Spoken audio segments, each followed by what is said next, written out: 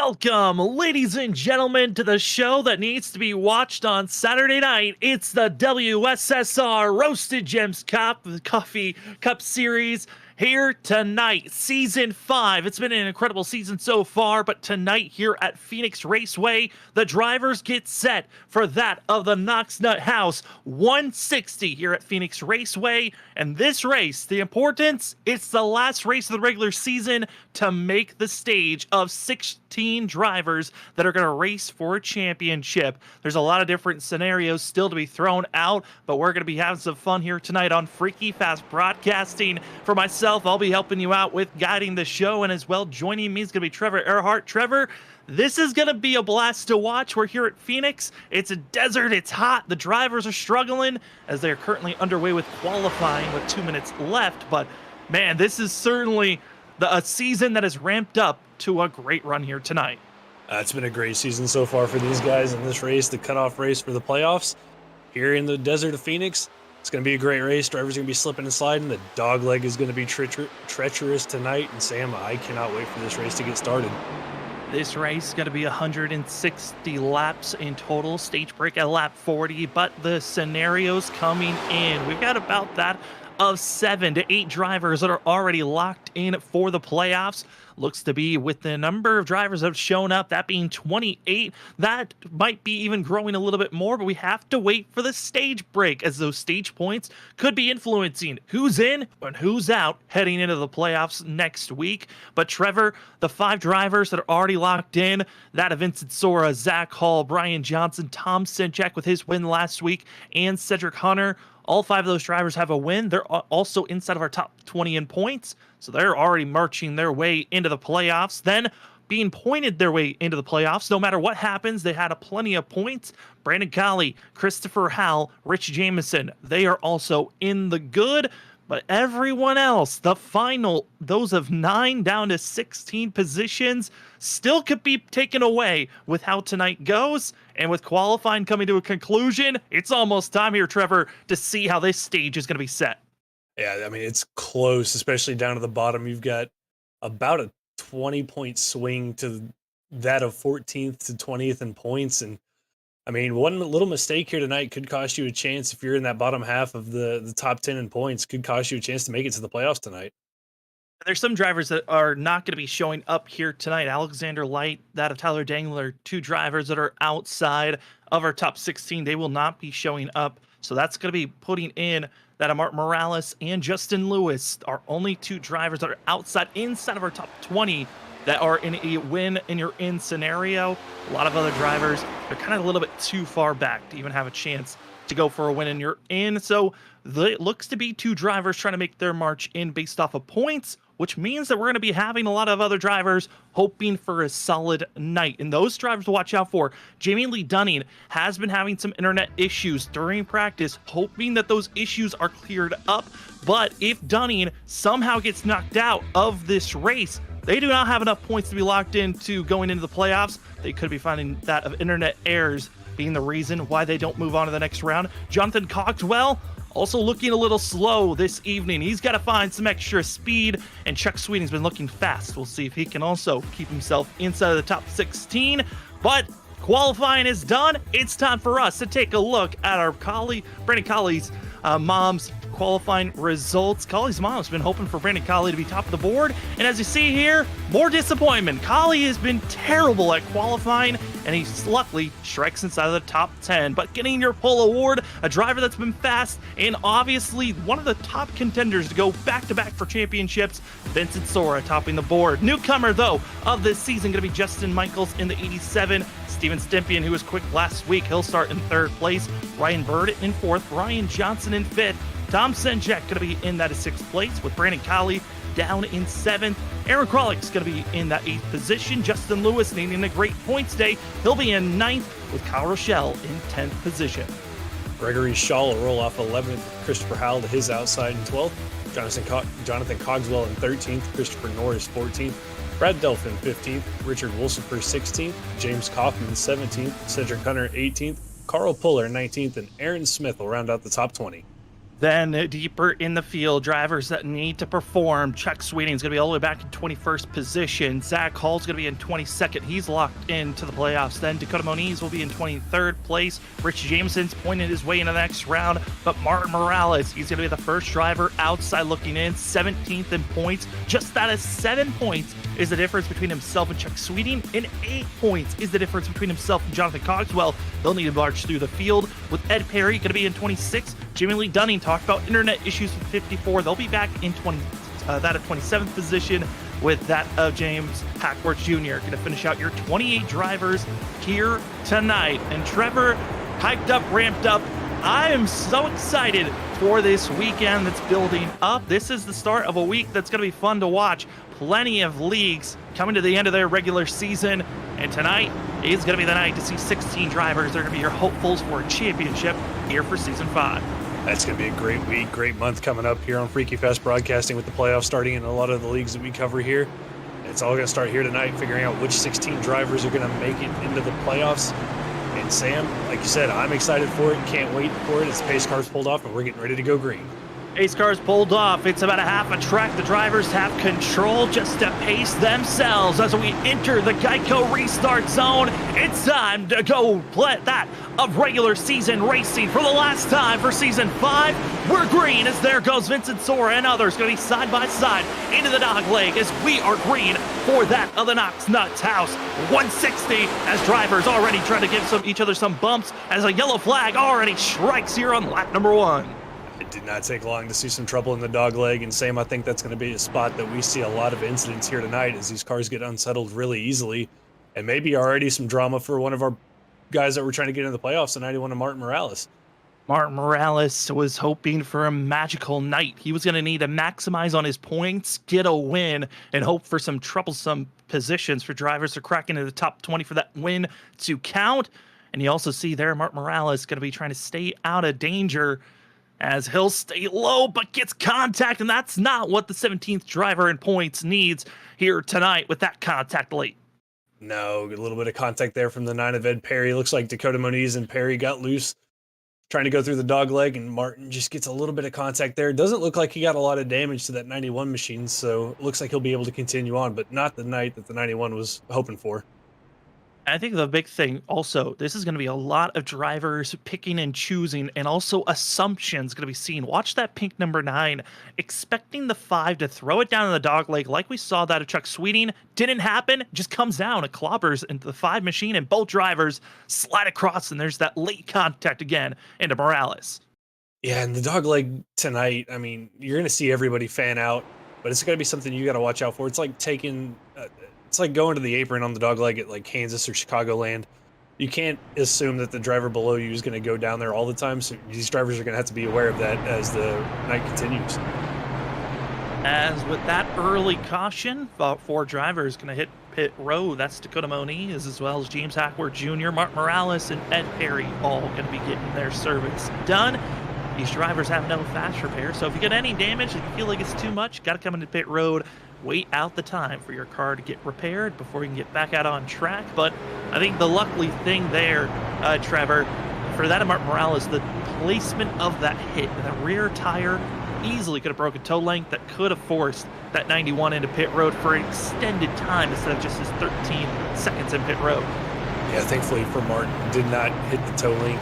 Looks like he caught it a little in front of the rear tire, so thankfully for him, like you said, didn't break the toe link, was able to get that damage fixed instead of being on pit road for 8 minutes, only on there for about 13 seconds, and now back out there on track. And we're going to see that 91 try to climb back through the field here and try to grab some stage points so we can move closer to that cutoff line. Those stage points going to be important. Top 10 drivers at the end of our stage was at the end of lap 40.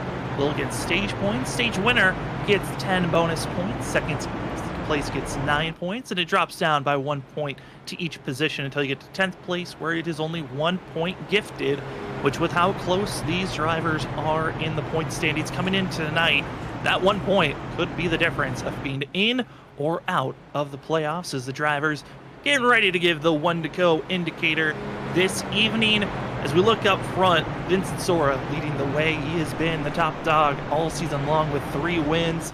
He has had 4 stage wins in total this season. He's looking for stage win number 5.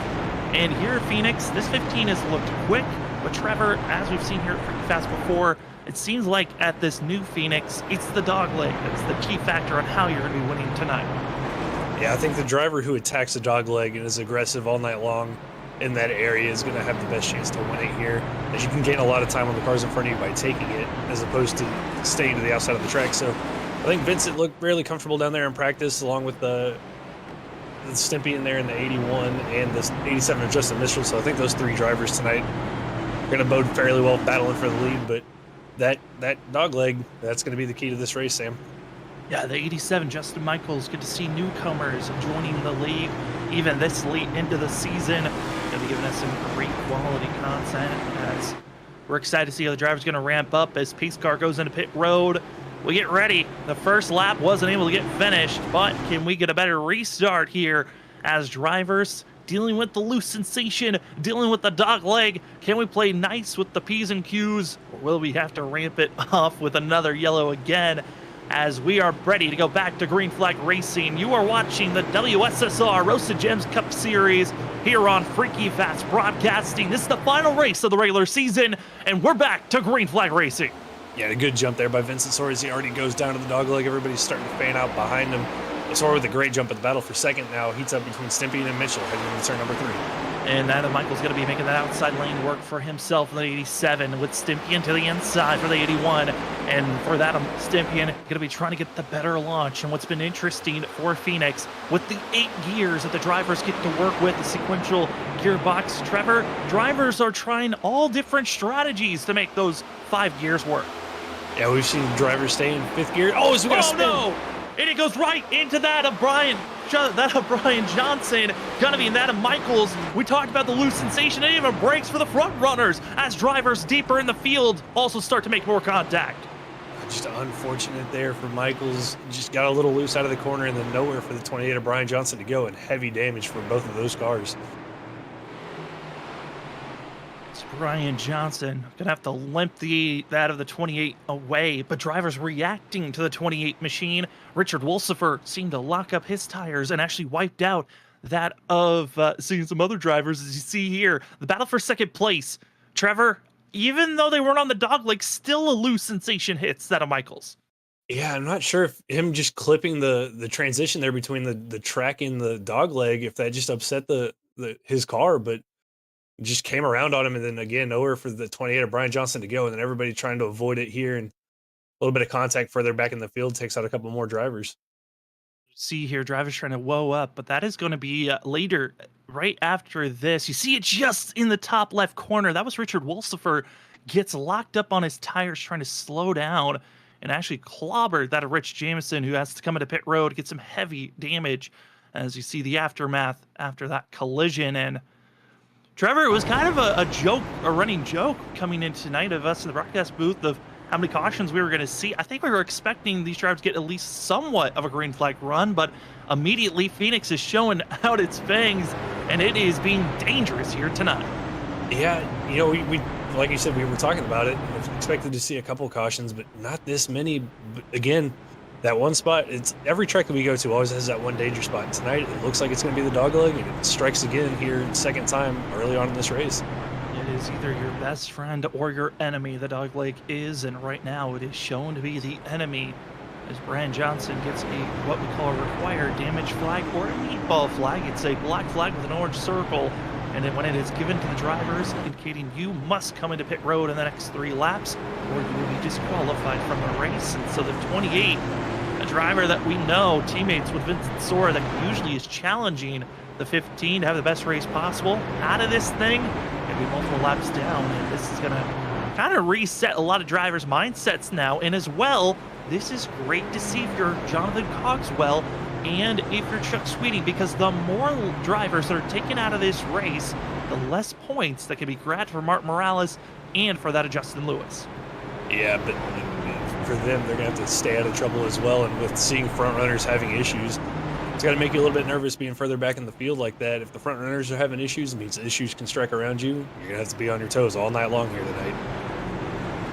Up front, going to be Vincent Sora, Steven Stimpy, and Ryan Bird, as well as that of Brandon Colley, Tom Sinchek, Justin Lewis, Eric Kralik, as well as Kyle Rochelle, Christopher Norris, and Christopher Howell will be your top 10. Ready to get rolling. 2 cautions already in the first 10 laps of this race. We'll be getting back under green flag conditions with 12 laps into tonight's run of 160. Stage break at lap 40. And Trevor, now also looms the question, how do you want him to take pit stops? Because the drivers are given 4 extra sets of tires at pit road. I'd imagine a lot of them are going to wait until that stage break to take tires, but with how the cautions have been blooming out here early on, I would imagine drivers are thinking maybe it's better to stay out on old tires for those for that incredible track position that you're looking for. Yeah, I think that might be the smart move here, is to stay out if there's a couple of late cautions toward the end of the stage. Stay out, keep your track position. Cars look a little dangerous here on cold tires, so these drivers probably going to want to stay out on those warm, worn out tires, but you never know, some guys further in the field might decide to come down, take 4 tires, and try to run back up through here and grab as many stage points as they can. Well, drivers that have had to make pit stops as their pace car goes in. That Dakota Moniz had to come into pit road, get service done under that first yellow, same for Mark Morales. But just on this last yellow, James Ackworth Jr., Richard Wolsifer, Rich Jameson, Ed Perry, Justin Michaels all had to come into pit road, as Brian Johnson still trying to get service done. The front runners giving each other a little bit of a squeeze as we hit the Geico restart zone. Well, let's give this a third try, shall we? Green flag back out on the air for that of Vincent Sora. Yeah, to get a good jump there from Sora as he takes the dogleg here. Everybody fanning out again through the dogleg, but the battle for second is where we got to look between Stimpy and Ryan Bird as they head down into 3 and 4. Going to be that a 2 wide all the way through, except for a front runner. And driver's already going to be having a spill. That's Carl Pooler. That's going to be sideways, falling all the way back to the end of the line. But he's down on the apron, so we stay green. As up front, let's give it another chance through the dog leg. As here they come. A little bit of contact there between Lewis and Sinchek, but they keep it straight. But here we go through the dog leg. Looks like everybody's making it through so far as Colin. No. It's going to be that of Kyle Rochelle who bums up right into that of Cedric Hunter, and it's another big one, and more drivers piling in. Wolsifer locks up his tires, but doesn't matter as he wipes out more drivers. And carnage, Sam, ensues again in the dogleg.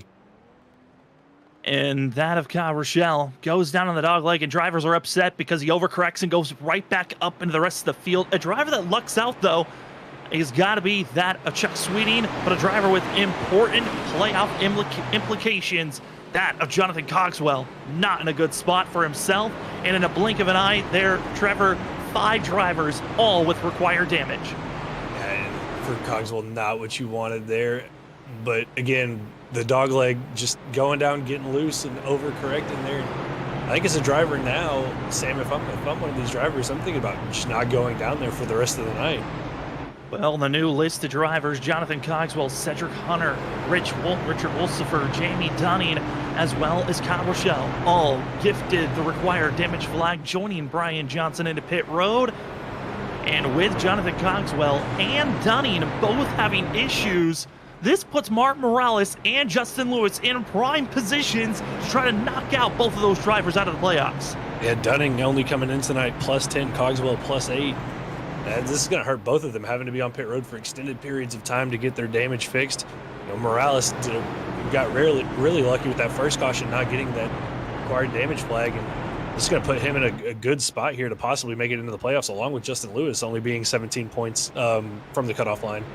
Well, 3 cautions in the first 15 laps of the race. Trevor, that pattern is not a good sign, but if these drivers continue at this pattern until we get to the stage break, hey, we could be left with just that of 10 drivers running, and then we might be able to get some green flag racing by the time this race is done with their stage break. I mean, at the rate we're going, it's a good possibility, but I think these guys will get it figured out here in a couple laps, get this sorted out, and we'll get a couple of long green flag runs here. But I don't know, cautions breed cautions, and we've already had 3 in 15 laps. There's a good chance that we might see a couple more before we get to the stage break here tonight.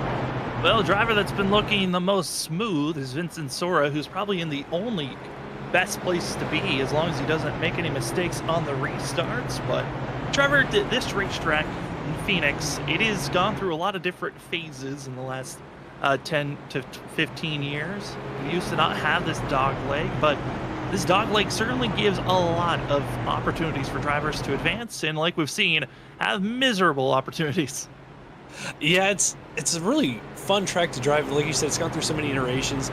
You've kind of always had that little kink out of now what is turn 1 and 2, and technically, I guess, a front stretch. It used to be a piece of grass down there that could cause just as much chaos as what we see now, but this new configuration really allows these drivers to fan out and lose a lot of racetrack. You can even run the apron in what is now turn 3 and 4 if need be, but tonight, not looking like the place these guys want to be, but I think we're going to see a lot of these guys still utilize that to try to make up positions as this race goes on.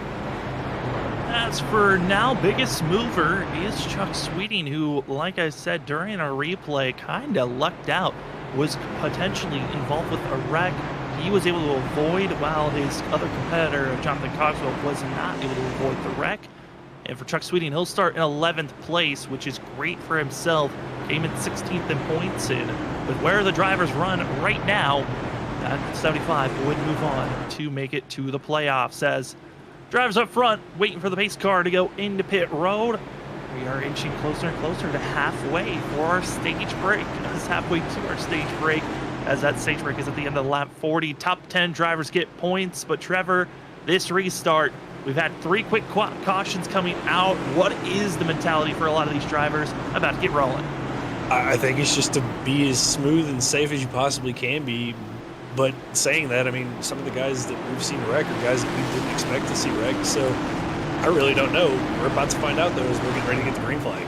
Well, let's see where we're going to be after this restart. We've already had 3 disastrous ones. Let's give it a 4th. That's Vincent Sora gets going. Steven Stimpy and a little bit of a checkup for himself. And we're already going to be seeing drivers going 3-4 wide as they hit the dog leg into turn number 1.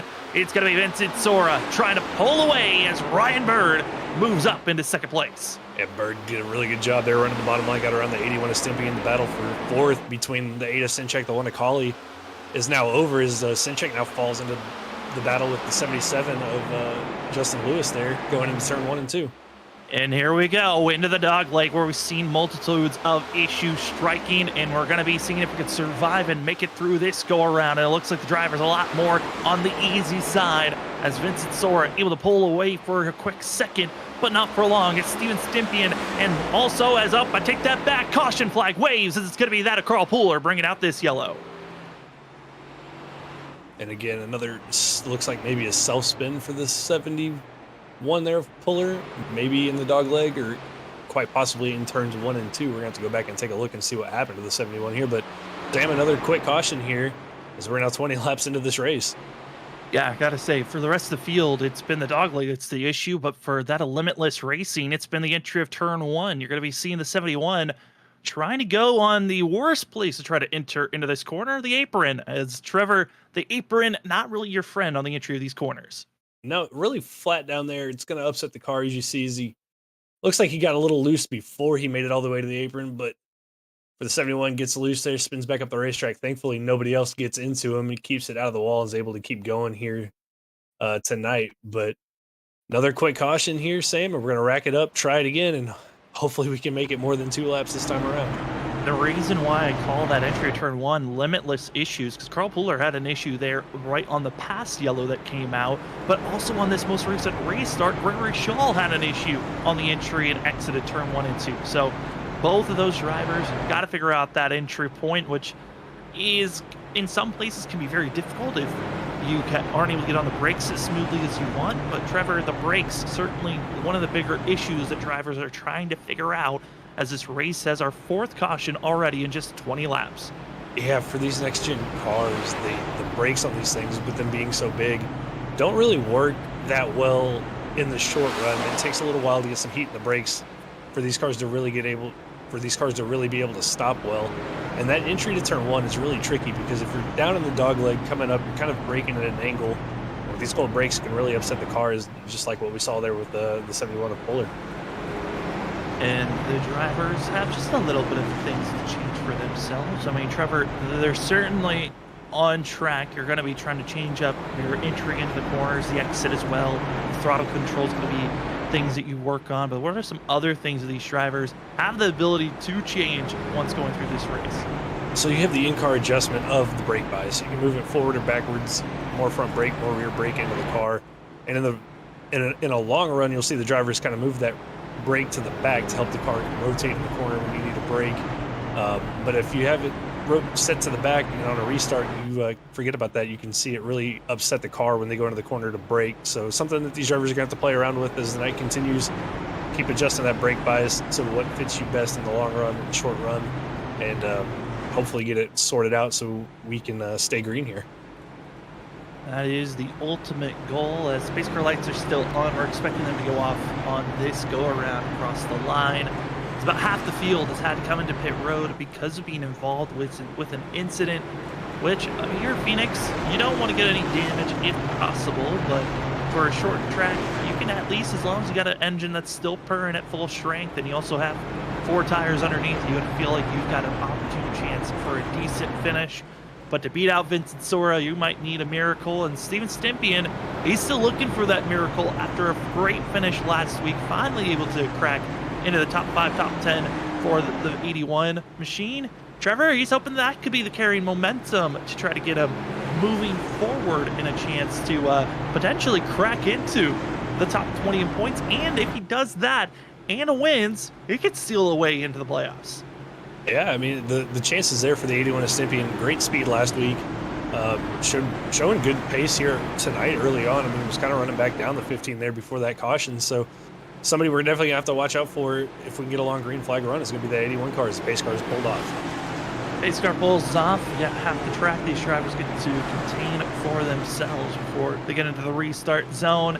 Vincent Sora once again taking the inside lane for himself, feeling a lot more comfortable on the restarts there. As the drivers head into that at turns 3 and 4. It's time for us to give it another whirl here tonight. How will this restart go as we are back to green flag racing for the Knox Nuts House 160 here this evening? And again, Sora using that inside line, having that advantage on the restart to his advantage. They're almost 3 wide behind him going into turn 1 with Norris, Lewis, and Kralik there, but they get that sorted out as Bird trying to work around the outside of the 8. That was Richard Wolsifer, who you just saw explode into the outside wall. He'll toe to pit road. We'll stay green as the drivers roar through that of the turns 3 and 4, and into the dog leg we go. Is going to be Vincent Sora and Steven Stimpian up front. Feels strong as you see deeper in the field. Tom Senchek seeing Christopher Norris once again diving it low, and more contact going to be happening behind. Is that's going to be the 25 and the 14 with major issues, and yellow flag flies. Kaufman involved in that. The 14, I believe, of Brad Delph also involved, and again, more trouble in the dogleg here tonight, Sam. And another driver trying to avoid contact. Justin Michael going to be caught up in another issue, and he gets another required flag to that of the 87. Richard Wolsifer has required damage, and Kaufman, the newest to the fray, has caution number 5. And I gotta say, we threw out an idea on it, and in the chat it's been posted there. Our producer, Robert Moyer, threw out the number of 25 cautions. Gotta say, Robert might have been giving these drivers a little bit of an undercut on what he thought they were going to have, because we are going at the pace of potentially 30 or more cautions, which could be a Freaky Fast Broadcasting record at this pace. We were all joking, Sam, right before we started about how many cautions we thought were going to be, and Robert said 25, and we both kind of laughed at him. But like you said, the rate we're going tonight, there's a very good possibility that we might just hit that number. And usually when you have a caution come out, it's around 4 to 5 laps that are used for underpacing to allow lap cars get their lap back, come into pit road, get some service, and then back out on track. So if you see 5 laps going through and then a caution comes out on the first lap every time, this is going to be a very long race for these drivers. And well, iRacing is supposed to be known as the simulator for, giving these drivers the best opportunity to race as close as you can to the real life cars out there. Well, Trevor, it certainly is a different set of racing, but this is more of a pacing simulator than anything else. It's a real good opportunity for these drivers to really nail down the pacing aspect of iRacing, and making sure that they're up to date on the proper ways to pace here, and they're getting a lot of practice here tonight, Sam. I mean, you certainly can learn how to clutch safe fuel. You can learn different ways to find a safe fuel under pacing, which could be a key factor after the stage break of figuring out, hey, can we save enough fuel from this point with all these yellows that are happening? If this carries on into this race after our stage break, these drivers could be thinking about trying to save as much fuel, or you might be thinking about, what if I pit now? Don't even think about pitting at our stage break. What if these cautions continue on and drivers decide to pit at stage break? You could be getting yourself some great track position, but that is a risk of falling deep in the field where we've seen these massive wrecks. And concluding with all these massive wrecks, we are finally seeing our first drivers calling it a night. Justin Michaels, who was expecting a major run, and Serge qualified second. He will be one of our first drivers done for this evening. Brad Delph and Richard Wolsifer are all calling it quits here before the stage break even strikes, as we have 5 cautions before even lap 30. Yeah, and like you were saying, the option of coming down pit road, not pitting at the stage, take those tires, and at the rate we're going, not going to be a lot of wear on those tires, Sam. But at the same time, we keep getting these cautions, losing some drivers, lowers the chance at more cautions. So it's a risk versus reward thing about what these drivers might want to do here. All the questions of what do you want to throw out? What are the opportune chances? I feel like if you're one of those drivers that are at the bubble spot of trying to make it into the playoffs, you really can't take that risk of coming into pit road. But if you're some of these drivers that are locked in, that are just trying to go for a win for yourself, why not try something a little bit crazy? If you're like a Gregory Shaw, Carl Pooler, think about making these pit stops. Try to go for a gutsy call. It's a little bit further out than I think drivers want to, but hey, you never know. With all these cautions that are coming out, you might be able to save just enough fuel to make it to the end as drivers wait for the pace car to go in. And Trevor, here we go. I mean, it's going to be another try. Once we go green, it's going to be that of sending these drivers into a 11 lap run. So it's going to be a quick stint to see who's going to be in our top 10 for those points. Yeah, 5th, 6 times the charm maybe here tonight is the pace cars pulled off. Vincent Sori getting everybody ready, coming down the backstretch here into turn number 1 for this restart. We're going to have to wait and see what happens here. Vincent Sora, Steven Stimpian, Collie going to be your front 3, ready to get ourselves back to rolling here this evening into the restart zone. And we are green for the Knox Nuts House 160 as they dive into the dog leg already 4 wide. But can they survive? They do for now as we head into turn number 1. And good job, everybody there, getting it sorted out before they got into turn number 3. There is Norris looking to the inside of the 8 of Sinchek. Collie gets a little loose off corner exit. That's going to cost him a little bit of time as now Stimpian looks to his inside, the battle for second. Even Stimpian has looked strong. Once we're under green flag conditions, the 81 always trying to make the passes, but will run up, rub on the number 1 machine as they enter the dog leg again. Have to be a lot of predicting. Do you think the driver below you is going to make a pass, or will they stay on the racing surface? As it's going to be Stimpian making a huge push trying to get to the quarter panel of our leader, but you see Collie, he's starting to fall back to Justin Lewis, and Lewis needs a fantastic run. If he's going to make it into the playoffs, he needs over that of 19 to 18 points to make this push work. Right now, he is putting himself in the best positioning to make it into the playoffs. As we fall back, look at some other drivers that need some good runs. Christopher Norris, a bad restart for the 38, but he's still fighting with that of Rich Jameson, who's back out on track after his woes. Yeah, Norris had a moment there entering the dogleg, got really loose, and was able to save that 38 machine. Didn't make any contact at all, but lost a couple of spots there for himself. Now trying to catch back up as he's battling here with Jameson.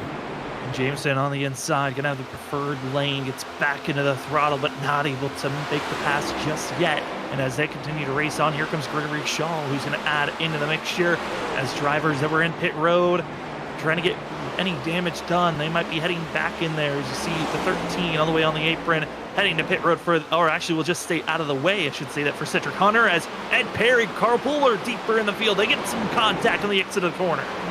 A little bit beating and banging back there, but keep it straight as Perry trying to get around the 71 of Puller, who's had a couple of issues here tonight, but so far those two trying to figure out who's going to get around who, and right behind them, the 91 of Martin Morales is just kind of watching and waiting as he's trying to figure out a way to get through these guys and pick up as many points as he can so he can close in on that cutoff line. Martin Morales needs every single point possible to make sure he stays in line, and as these drivers get to battling in on top of one another. The battling for the lead is also there. Steven Stimpian right on the back bumper of our leader, Vincent Sori, shown a couple of opportunities to try to make the pass. His 81 and the 15 both try to find some rhythm, it looks like, here short track racing, which Trevor, with all that pacing laps, you kind of lost all of the grooves up practice and qualifying.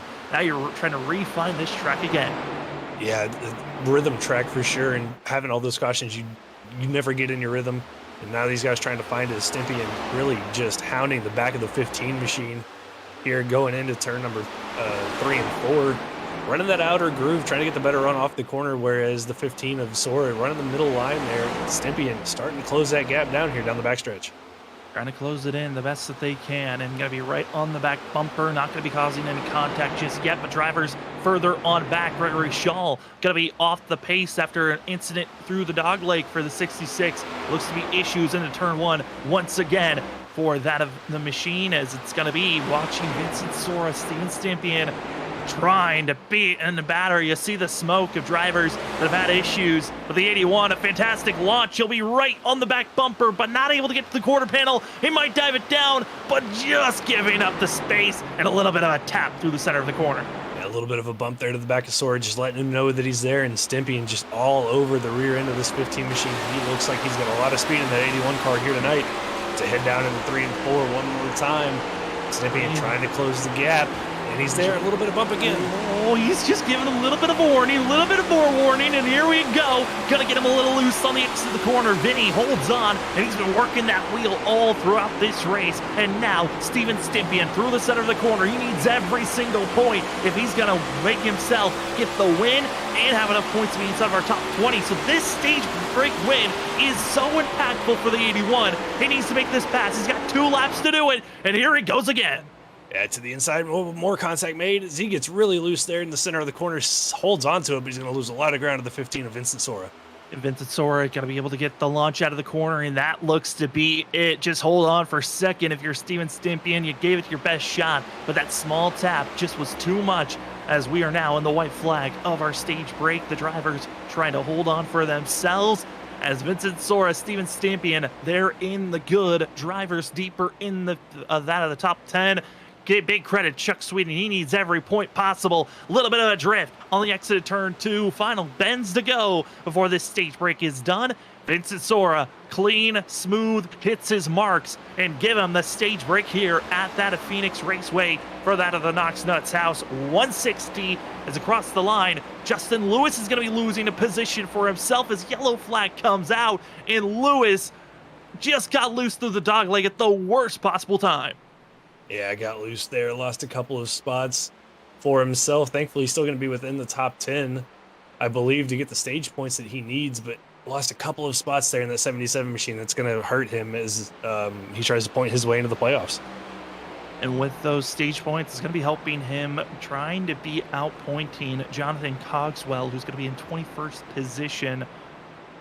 And that is what you're looking for, is every point possible, as that is going to be your stage break here this evening. And the stage break is sponsored by the Admin Box. The Admin Box is a plug, set, and go box that's ready for you. And here at Freaky Fast Broadcasting, we got a promo code for you to be using. If you want to be the best admin or host out there for race control, go get yourself an Admin Box and use our promo code FFB-BOXX.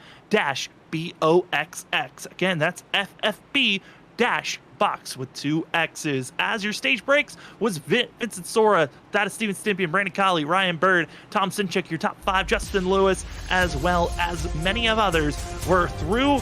Get excited to see how this race is gonna go from here on out. This is the last regular season race, the set, the 16 drivers that will race for the playoffs. Well, we'll be back side by side, so you won't miss a thing here on Freaky Fast Broadcasting.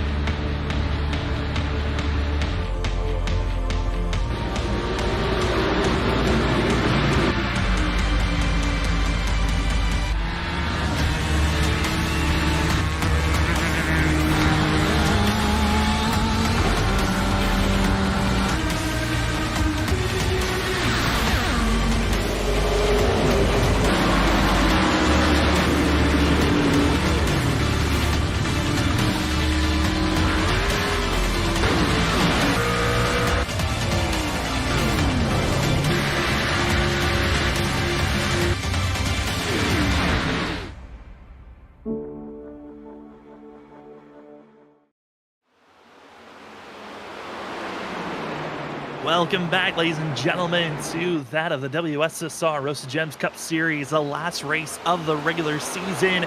Stage break racing is done, and it's about racing it to the end for that of 110 more laps to go here at Phoenix Raceway as we're trying to set the stage for the playoffs. 16 drivers get to make it in, and after all the spills that we've seen so far, about that of 8 drivers are already locked in of our 16 in the playoffs. A lot of changings happening, but up front, Steven Stimpian trying to be the biggest underdog. He's had the speed, he has the pace. We've seen him in other leagues look quick, but he doesn't have the starts that have placed him in the best positioning. He's all the way outside of even the top 20. But here, Trevor, this is getting exciting to see how the 81 is running right now. Yeah, running well, has the speed, got around Vincent Sora on that restart, and now trying to hold him off. But if Stimpian can win here with those stage points, there's a chance, Sam, that he could sneak his way into the playoffs and knock one of these guys like Martin Morales, Sweeting, who's had issues, Cogswell, who's had issues here tonight, out of the playoffs.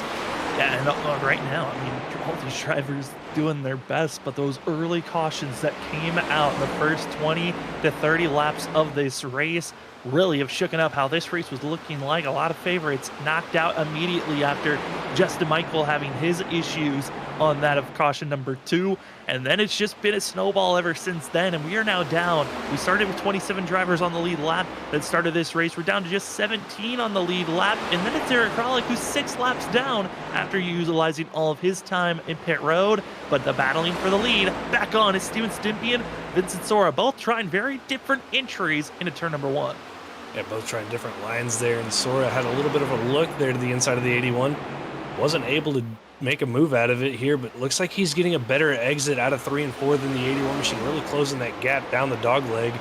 And we're going to look to the inside here, maybe in 1 and 2. Not quite, as he drifts up the racetrack trying to get that better launch down the back straightaway. And as these drivers are racing on, a lot of drivers, points-wise, we're hoping to be grabbed more here this evening. One driver missing out on the grid. That's Zach Hall. Just an update on why Zach Hall's not showing up here this evening. He's running race control, trying to make sure that this race has the best opportune chance to be as clean, and if there's any major incidences that he can take control of that situation. And Trevor, that also is kind of a change of a mindset for these drivers with not having a fast repair, as well as having a race control over your head, watching how this race is going. Drivers got to be careful. Yeah, you gotta be careful on what you do. Could get yourself into a situation where you get a penalty. Having that race control as as an eye in the sky, if you do something out there that's egregious, they are able to call you out, bring you down pit road for a penalty. So these drivers are gonna really have to be on their toes as we continue the green flag run.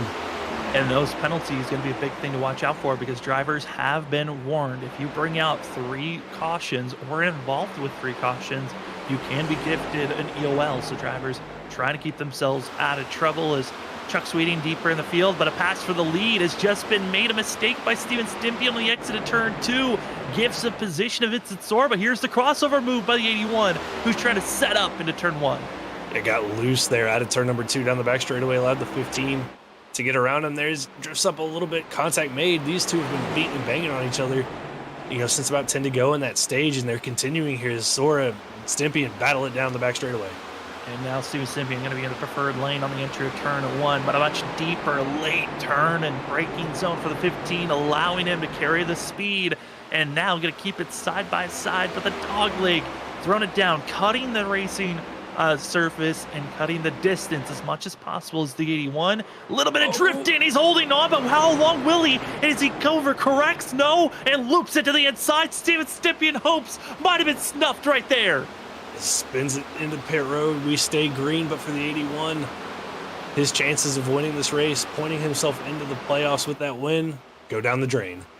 As now we are about to hit 100 laps to go. Still plenty of racing, but here at Phoenix going into pit road, it is practically a suicide for going for a win, because now the 81 has to find himself getting all of his laps back. But because this track, the majority of it is pit lane, you're going not just 1 lap down, but potentially 2 laps down if you're this 81, let alone having to come into pit road. And here he comes getting service.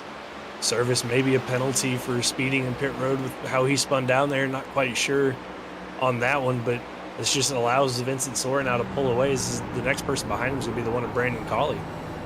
And for that, Brandon Colley, he is trying to close in the gap, but he's got to be careful because he's got some heavy hitters behind. That of Aaron Smith II, as well as Tom Sinchek. And Sinchek, after his win last week, he's been looking motivated for the 8 machine to continue to pressure and move forward. Yeah, we talked to him last week. Said he was a little worried here at Phoenix, was hoping for just a top 5, top 10, but Sinchek in that 8, looking like he's got some speed here as he's right behind the 70 of Aaron Smith, and they're both kind of closing in on the one of Brandon Colley. And a driver that is running comparable times, actually faster than our leader. That is the 88 of Christopher Howell on that last lap, actually running faster, as well as Ryan Bird in 6th and 7th place. But they're 3-4 seconds back from our leader, so it's kind of null and void as Justin Lewis goes a little too high. Lewis makes the pass, and he'll move forward as the 49 just flying at this current moment. Yeah, Bird with putting in some quick lap times, but Lewis trying to close that ground, trying to get as many positions as he can. Every spot for Lewis is going to be important here as he tries to make up that 17-point deficit to get into the playoffs. Playoffs certainly going to be a fun place to be, but even if you make the playoffs, Trevor, these playoffs are going to be treacherous as we got 5 races after this. Once we get into our playoffs, a 5-race playoff system. You have 16 drivers making it in. You have 2 races for the round of 16 before we cut that field down to just 10 for that final round, where then we cut it down to our final 4. And that first round, it's actually quote-unquote the easiest round of the 2, as you have Darlington and Charlotte going to be those 2 races. It's going to be the Charlotte Oval. And then the second round, where it's going to be torture, it is going to be the old Atlanta, or could be the new, still talking about it, but I believe they're going to be at the old Atlanta. And then Dover, going to be tough for them as trouble being shown. Yeah, Lewis got loose into 1 and 2, got up into the outside wall, no caution, he keeps it straight, but losing a lot of time in that 70 machine. And he will fall down to 7th place as he'll be passed by that of Ryan Bird, Lewis, and Howell, as he'll continue to fall backwards. And for a driver that was on a radar of potentially a watch out, could try to go pressure Vinny, well, that's another contender down. And Trevor, I gotta say, for Vincent Sora, he's got to be loving this. There's just not a lot of competition as they've all been finding themselves getting wiped out. But as I say that, Tom Sinchek now moves up into 2nd place. Yeah, Sinchek gets around the one there of Colley, starting to kind of move up, but already a 2-second gap for Vincent Sora. And like you said, Sam, with the 81 of Stempian having his issues, the 87 of Mitchell having that wreck early on, and now the 70 of Lewis having that little bit of a spin, there's really nobody right now that's really close to challenging this 15 machine. Oh, there really isn't, as Aaron Smith actually has to come into pit row to get service done for the 70 machine. And Trevor, I don't know if you were given that information. I know I wasn't given that of the fuel run. These drivers, they got to be thinking potentially here at Phoenix, this track only a mile in length. How much fuel can you truly carry to the end of this race? Yeah, it's going to be interesting to see here. Really first long green flag run we've seen from these drivers. So fuel's going to play into it. Tire wear also going to be a thing. These guys didn't really get a long run to see what the tire wear is going to be like here tonight. So that's going to be something we got to watch out for as this run continues. As this run continues on, the drivers of note trying to crack themselves into the top 16 in points. Mark Morales, he was 17th in points. Well, he's 8th currently and battling between himself, Bruce Jamison and Chuck Sweeting, which Sweeting came in 16th in points. Some massive positionings are in matters. As for this 91 machine, he's got to make sure that he's at least that of 9 positions ahead of that of Jamie Lee Dunning. And currently right now, he is 10 positions ahead as Dakota Moniz is starting to close in on the 91 to make it a little bit closer on how these drivers are racing. Yeah, Morales trying to find a way around the 75 there. Sweeting wasn't quite able to do it. Now we're going to have to worry about the 5 of Moniz behind him. But the right side for Morales there in the 91 with Dunning and Cogswell having the issues that they've had, I mean, that gives him a little bit more breathing room to make it in, especially with only being with Cogswell and being 8 points to the good coming into tonight. And more drivers up front having issues. Brandon Colley slamming the outside wall just that 2 laps go into the exit of turn 4 as well. That of seeing some other drivers up front starting to struggle on speed. Gotta say, this is starting to look interesting on the tire wear because we're only that of 29 laps into these tires being worn down since our stage break. So these drivers, using up the tires a little bit more than I was expecting. I think a lot of these drivers not expecting this as a pass for the lead is on now, as Tom Sinchek just got by that of Vincent Sora out of nowhere. Yeah, Sinchek, I mean, 2 seconds back in about 4 laps, ran down the 15, got around him, but Sora with a crossover move gets a little loose at the bottom of the racetrack in 1 and 2, and now we're going to lose that lead to the aid of Sinchek, and Sinchek is flying right now. And I just went back and watched for the past 3 laps. Vincent Sora getting looser and looser on the entry of these braking zones, kind of showing to me he is still very aggressive on the entry with the tire, the rear ends, the grip. There's just too much warmth, and it's just too slick for these tires. Yeah, maybe these guys overheating that right rear tire up, getting loose, corner entry, corner exit, trying to get back on the throttle.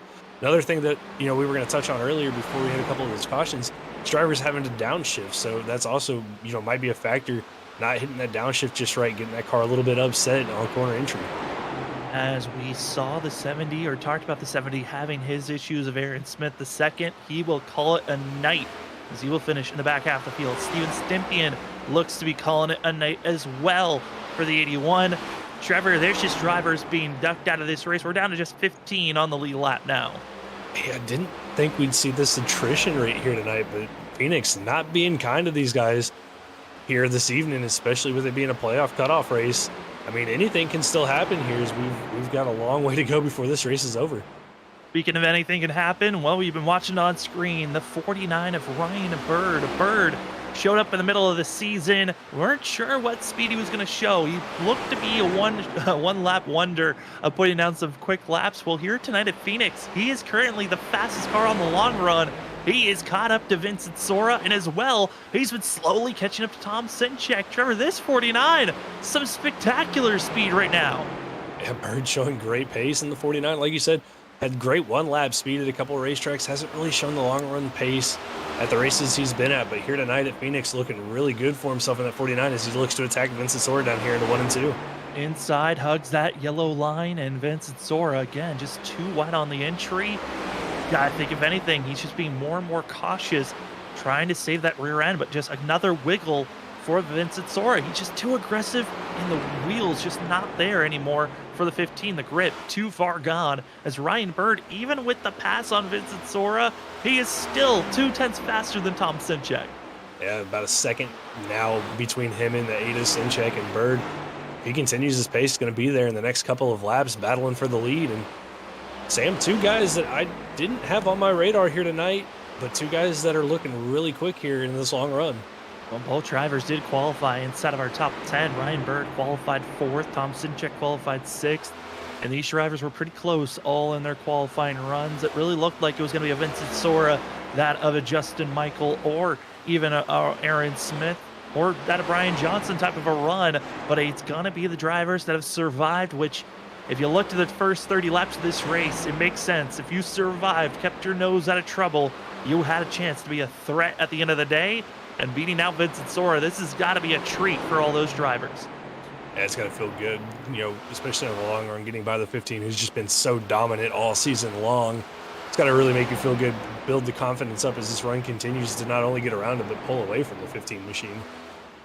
As these drivers continue to race this one out, the question now is going to be looming as we are closing in on halfway. When do you come into pit road? Or will we be seeing an iRacing I flag, yellow flag be popping out as driver is going to be slow and going to be having some major issues? That's the 77 of Justin Lewis having a scare out of turn number 2. And for Lewis, I mean, he was running in 4th position for himself, having a good run. Now sliding all the way back to, I believe, 6th, so only lost 2 spots there, but a huge moment for the 77 machine. Major lockup after getting loose out of turn number 2. Luckily kept the 77 out of the wall, so he'll continue to race on.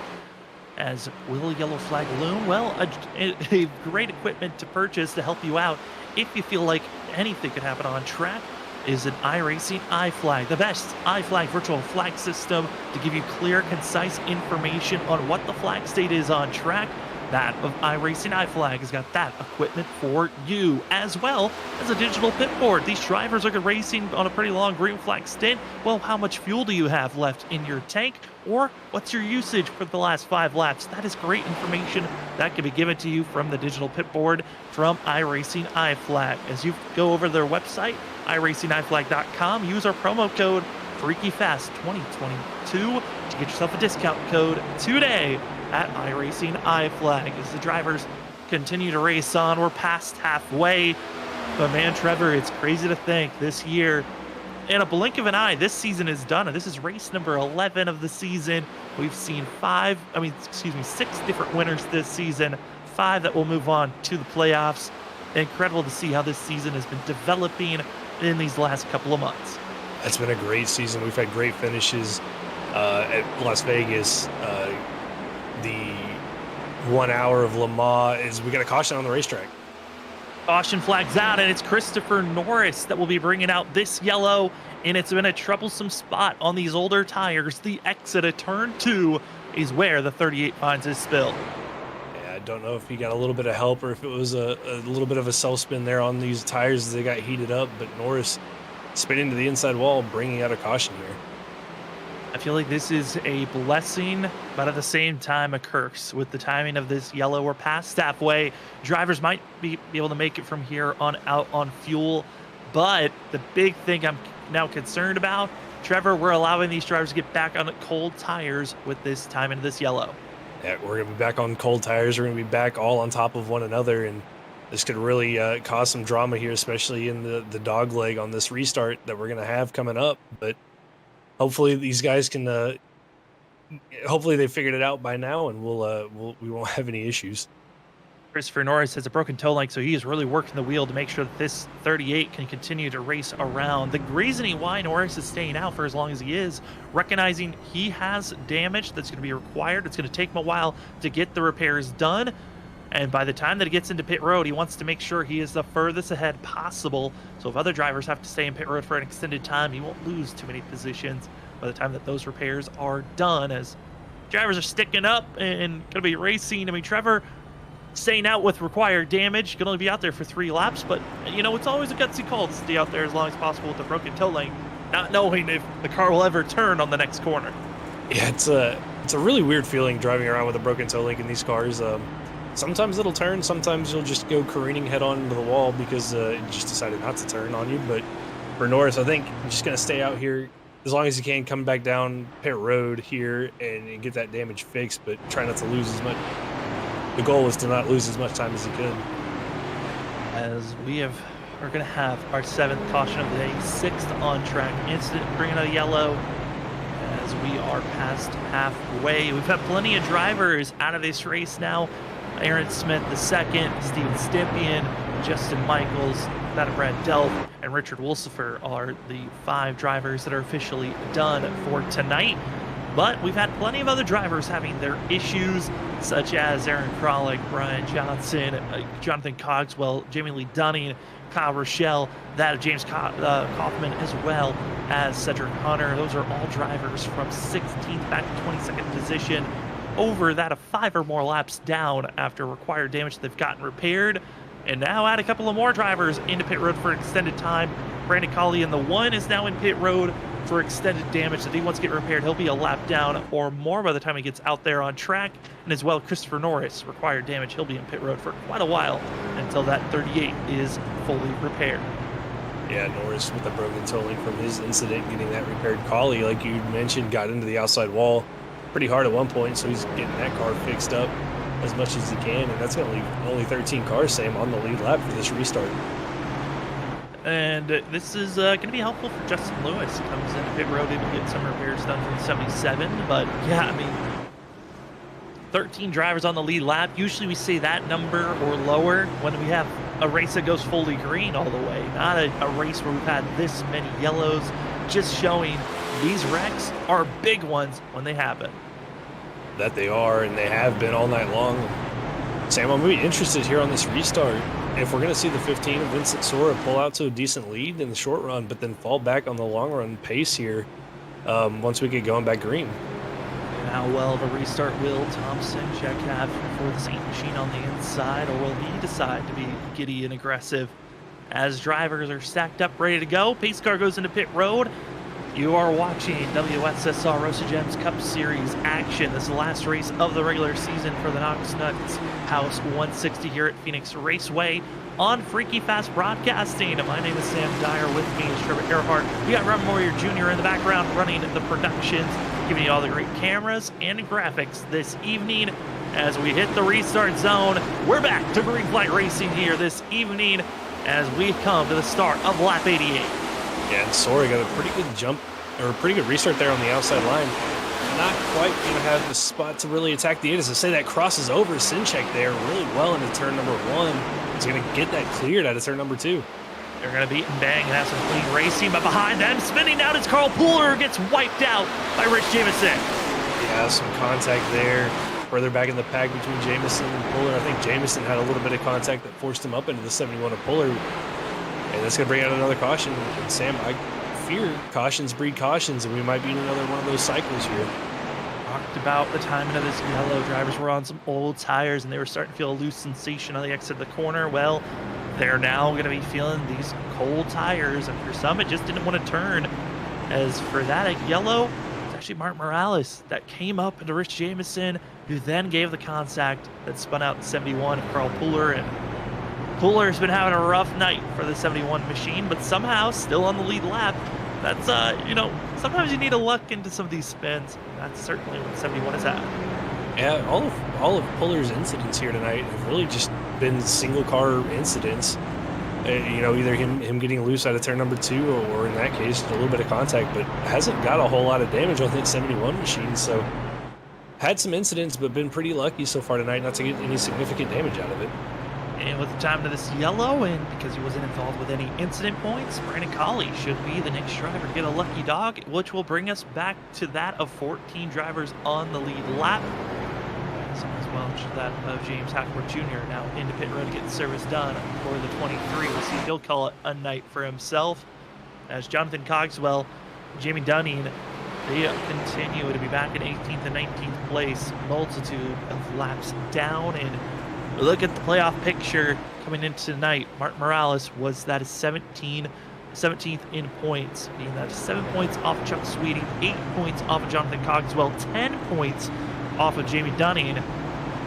And with Mark Morales being up in 7th place, and with that of Cogswell back in 18th, it would push Cogswell out of the playoffs, and as well puts Dunning in a pretty precarious spot because Justin Lewis was 17 points off of Chuck Sweeting, 18 points off of Cogswell, and going to be that of 27 points off of that of Dunning. Dunning should be in the good, but he puts that of Cogswell in a difficult spot on where he runs currently, with Lewis being in 11th place. Lewis needs to find some extra speed if he wants to make that push to get Cogswell bumped out of the playoffs. Yeah, Lewis has had speed on the 77 machine, just had a couple of slight little incidents of getting loose there late in that run. So for Lewis, I think he'll work his way up there, but the question is it going to be enough to either knock Dunning or Cogswell out, as well as Martin Morales? I mean, Morales all the way up to 7th now. If he can keep that 91 car clean for the rest of this race, good chance that the 91 makes it in. Yeah, now with Jonathan Cogswell out officially, Dunning would be that last driver in. So interesting to see how the numbers are lining up this evening, as these major cautions have really changed up how this race is going. We've had 8 cautions here tonight. 7 of them have been on-track incidences. As for that of Cogswell and Dunning, because they're out on track, they're about to pass that of Christopher Norris, who had to get required damage done, which is going to give them more positions, which is going to help out their push to make sure Justin Lewis does not have any ability to try to push himself into the playoffs points-wise. That's going to help Dunning as well as Cogswell with keeping the gap to Justin Lewis. Not so much to Martin Morales, so those two probably hoping that the 91 runs into a little bit of issue here tonight so they can, secure their spot into the playoffs, but we'll have to wait and see how that plays out for them as the pace car's pulled off and we're getting ready to go back green. Getting ready to get back to green flag racing as we are less than 70 laps to go in this race. We've seen some big wrecks, we've seen some small self spins, but these drivers still on some cold tires. How will they react on this restart? Well, let's find out. It's going to be that of Vincent Zora, Tom Senchek, Ryan Bird, Christopher Howell, Dakota Moniz, Chuck Sweeting, Gregory Shaw, Mark Morales, Ed Perry, and Rich Jameson going to be your top 10 ready to get rolling. We've got 14 drivers on the lead lap. Here we go on the restart for the Knox Nuts House 160 this evening. And Sora with a good restart there. Bird with a better one as well. Going to clear the 8 of Sinchek, and that's going to put the 49 up to second. As Sweeting looks to the inside of the 88 there in turn number 2. Might get that spot clear, but not quite as those two continue to battle for fourth. Continuing to battle for fourth. Sweeting going to just relinquish that position, just backs off. But up front, top 3 all in line. Vincent Sora, Ryan Bird, Tom Senchek not able to get the launch that the 8 machine wanted. As through the dog leg, oh no, driver's gonna be spinning, contact Justin Lewis, Rich Jameson gonna be spilling in front of the rest of the field. We'll stay green for now as drivers are scattering out of the dog leg. Everybody scatters there, keeping it green, but for Lewis, not what you needed to have, just more of an issue for the 77 machine. Tonight as his playoff chances dwindle here with that incident. And the drivers will continue to race on as up front, it's going to be some side-by-side racing for third as Chuck Sweeting is going to be up to third for a quick moment, but the 8 still trying to power out. Here goes Christopher Howell and Martin Morales. A very strong run for the 91. And Morales, after starting in the back, having that, being involved in the first caution of the night, slowly worked his way inside the top 10 and now looking for possibly a top 5 run for that 91 machine as these guys battle out in front of him. Christopher Howell, another driver we haven't really talked about that much, having a decent run for himself. As also a little bit of a note to Dakota Moniz. He's up to 7th. Gregory Shaw, who's been involved with a couple of wrecks. It just shows as long as you've got a motor underneath you that goes full song and 4 tires, you are going to be somewhere up front. As Christopher going to be seeing Christopher Norris. He backed out. He'll be trying to reconnect back into the server. But up front, it is all Vincent Sora, Ryan Bird, Tom Senchek, and they got to be careful because Chuck Sweeting is giving a little bit of a bumper to the 8 machine. And we saw this last week at Michigan from Sweeting, just come out of nowhere, get to the lead and run away with it for a little while before the tires really fell out from underneath the 75 machine. And again here tonight, showing a lot of speed here in the short run, but I just worry for Sweeting in the 75 if he's going to use up too much of this tire, get that right rear too hot and start to struggle later in this run. Yeah, he continues to stay side by side with Christopher Howell, and Howell's kind of just parked in that 88, allowing himself to just roll on the bottom. Well, that Chuck Sweeting has to get back into the throttle so soon, burn up those tires, and rip the top. But for how long, that's going to be the true question, as this lead pack still pretty close to one another. And big kudos to Vincent Sora, Ryan Bird, and Tom Senchek on just keeping this pace. I think they might be going with a little bit of a conservative route with the pace that they're going. The fact that they have not pulled away from the rest of the field just yet is here comes Howell to the inside of the 8 machine. Yeah, Howell looking to the inside here. The 8 backs out of it on corner entry. You're going to fall back in line. But I think Vincent Sora has kind of learned from that first run, backed his pace up here a little bit to try to conserve that right rear tire. And that's allowed this group to stay on top of one another. As the 75 of Sweeting almost took a little look to the inside of the 88 of Howell there.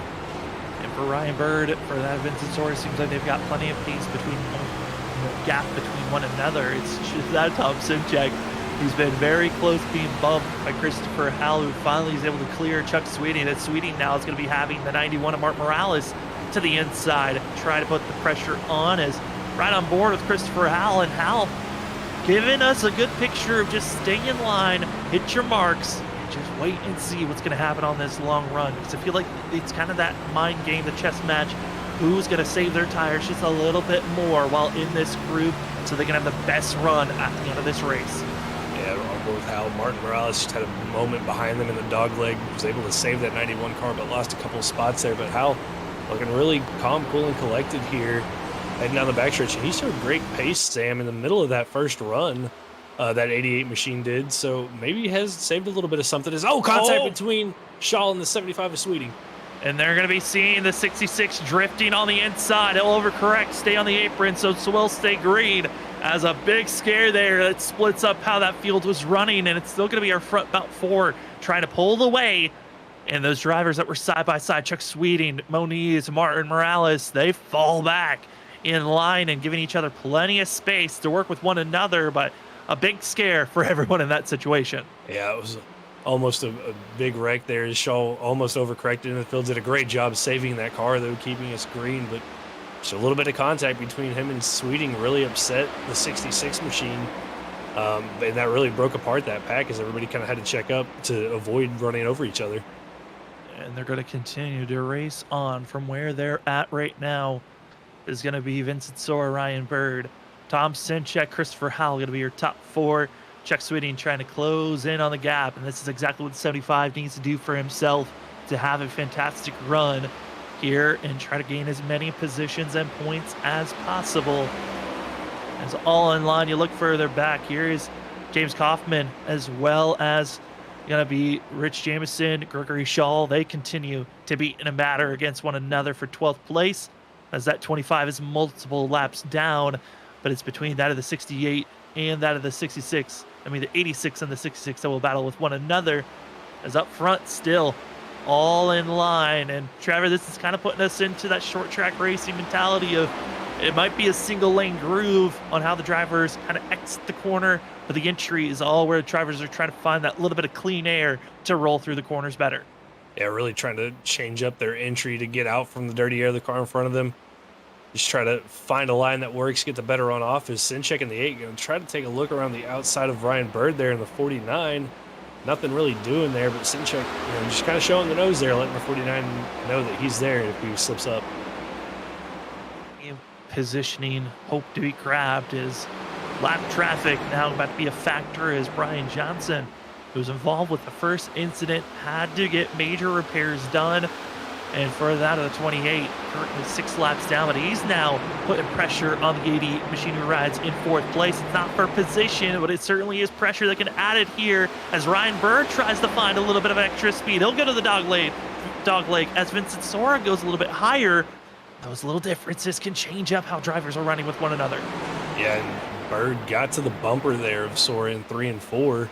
Almost gave him a little bit of a bump, but I think now we're starting to see that time where the 15 was starting to struggle, and that first long green flag run in the 49 and the 8 were looking pretty good. And I think we're starting to see it here again, Sam, as those two continue to close in on the 15. And just a little bit of changing. We're now starting to hit that point of the stint on a green flag run like we saw on the last long green flag run that we had of about 25 laps on these tires. Drivers start to feel a little loose sensation. The timing's a little off as there goes Christopher Howell, that loose sensation I was talking about. That's exactly what I was about to touch on. Drivers got to be careful on the exit of the corner a little bit more now. From here on out, it just snowballs and gets worse and worse. Yeah, and the more you slide the car like that, the hotter that rear tire is going to get, the more it's just going to keep getting loose. As Bird got right to the bumper of Sora, had to get out of the throttle. Really lost him a lot of time as Sinchek gets by him, and now Sinchek's going to see if he can do anything to get around this 15 of Vincent Sora. And Brian Johnson, got to remember, he has teammates with Vincent Sora, and you can tell he's still got plenty of speed after getting the damage repaired on the 28. But how does he want to influence this race? Does he just stay behind, follow in suit, or does he start to influence and get between that of Vincent Sora and others? It's going to be interesting to see if there's a little bit of a team play here between the 15 and the 28 to help Vincent kind of build a gap between Sinchek and Bird. But right now, those two still doing a good job keeping Johnson behind them and still trying to close this gap back in on the 15. And as these drivers continue to race on with one another, yeah, and back to the point situation of Jonathan Cogswell being in trouble with points, potentially being bumped out as we see a potential pass for the lead going on. Tom Sinchek gets a great run out of turn number 4. He'll put the nose ahead of the 15, but fighting right on back is Vincent Sora, but he's got to be careful. This is around the time that he was starting to feel a lot more of those tires flare out from behind him on the exit of turn 2 and 4. It's 15. He's got to be thinking, don't want a replication of what I was doing on that last long run, and he's got to be holding strong, keeping that pace, the momentum, but at the same time, have to conserve on those tires.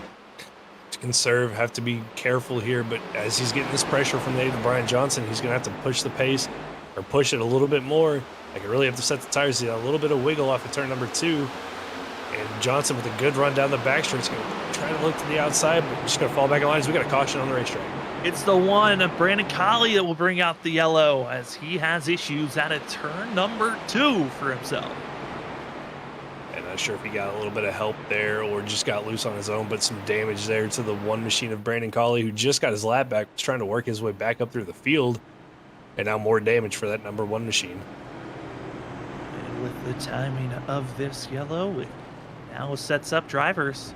Do you come into pit road? You have 4 sets to work with, and here comes our leaders. They're going to use their 3rd set for the majority of them up front, hitting pit road now. Yeah, I think if you stay out right here, you're just going to be a sitting duck for the guys that take fresh tires. But again, we're going to be in that position now where you go from being a little bit loose on the old tires to being really loose on these cold tires. And we've seen how treacherous this track can be. So this restart's going to be really tricky for these drivers. Those drivers come in to get a little bit of fresh tires for themselves. Well, if you want a fresh look, well, there's no other place to go except for to go to the Freaky Fast Broadcasting merch store to go get yourself some fresh hoodies and t-shirts with plenty of sizes and that of colors for you to be placing yourself with one of the best iRacing broadcasts out there of us at Freaky Fast Broadcasting. If you'd like to go get yourself some great merch, go ahead on over to get yourself some great coverage today.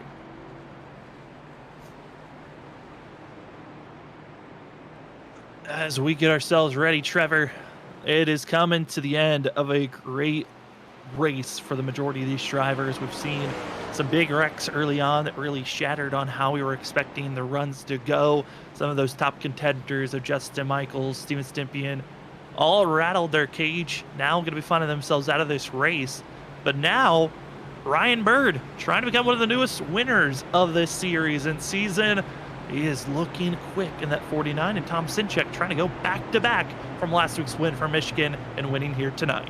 Yeah, both those 2 drivers look really good here tonight. And, you know, Vincent Soar in the 15, though he's been leading a lot of this race, that 15 car looks vulnerable, a little bit of chink in the armor for himself as he's not been as dominant as he has been at other tracks. So looking forward to this run to see if the 8 and the 49 can get back around the 15 machine. How do you get by? Let's find out how they want to get it done. As Vincent Soar, Tom Sitchek, Ryan Bird, all these drivers now only have 1 set to work with. And Trevor, I feel like that 1 set, lap 40, 140, is really my number for myself in my mind of if we get a caution at that point, that might be the last time I'm going to be coming into pit road. Yeah, I think right now, unless we get a late race caution, these drivers aren't going to come back down pit road at all this race, and so they're gonna have to take care of what they've got on underneath them right now. But like you said, if we get that late race caution, I expect to see everybody coming down pit road, or maybe a little bit of pit strategy for somebody who might need a couple extra points or a win to get into the playoffs. Well, for those that were wanting to get great merch, well, in the chat is the link to our merch store to go get yourself some great stylings for yourself. But yeah, Trevor, I mean, oh, here we go. Gonna try it again. Fresh tires. We've seen the chaos and drama with fresh tires when they're taken. Let's give it another try here this evening. Yeah, we get everybody stacked up here. Pace car getting ready to pull off the long pace down the back straightaway until we get into the Geico restart zone. These drivers got to be, just thinking, should be careful here on these cold tires. Just know that it's going to be loose, especially in the dog leg, and getting ready to find out what's going to happen here on this restart. Vincent Soar, Tom Sinchek, Ryan Bird, Christopher Howell, as well as Chuck Sweeney going to be your top 5. Dakota Moniz, Carl Pooler, Mark Morales, Gregory Shaw, Ed Perry going to be finishing out your top 10. As we are now into our final push, 45, let's make it 44 laps to go here this evening as Sora, Tom Sinchek, we're green and already seeing the 15 duck it all the way down to the inside pit wall and just feeling comfortable with utilizing the dog leg, while everyone else, they're going to see if they can survive just turn 1, let alone trying to finish out this lap.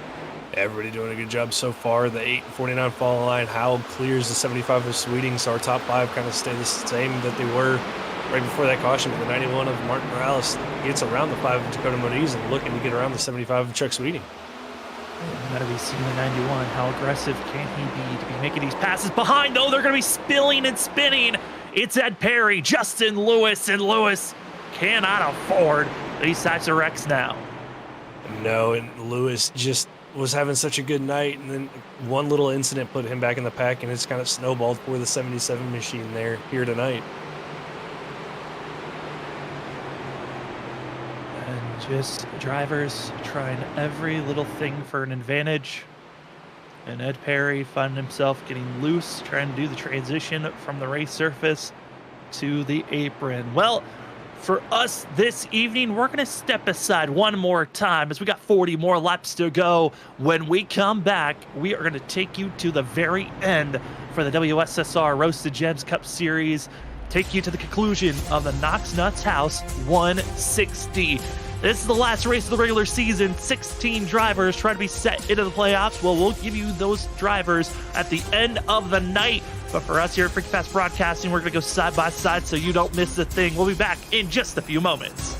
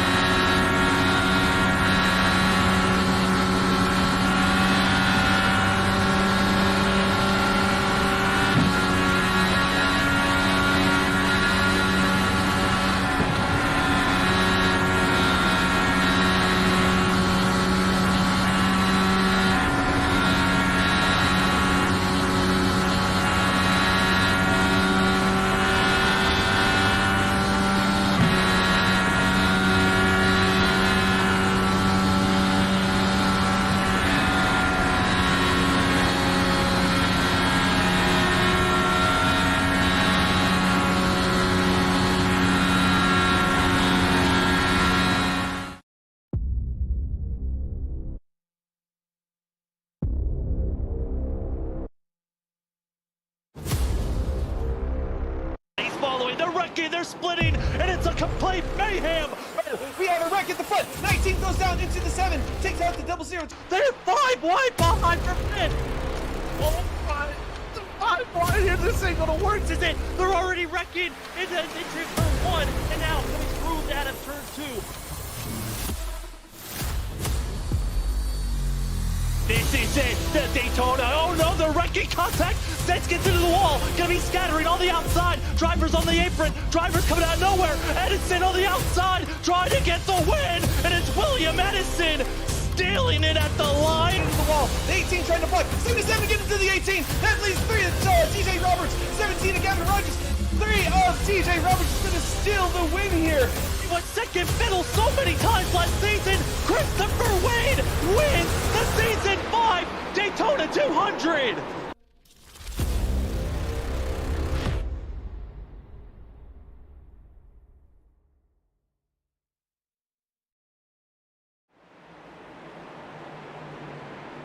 Well, we didn't stay green for very long. We're back under yellow as Chuck Sweeney gets spun around, and we are back to caution number 11. 10 on-track incidences are here, and we get to have this race get shortened a little bit closer.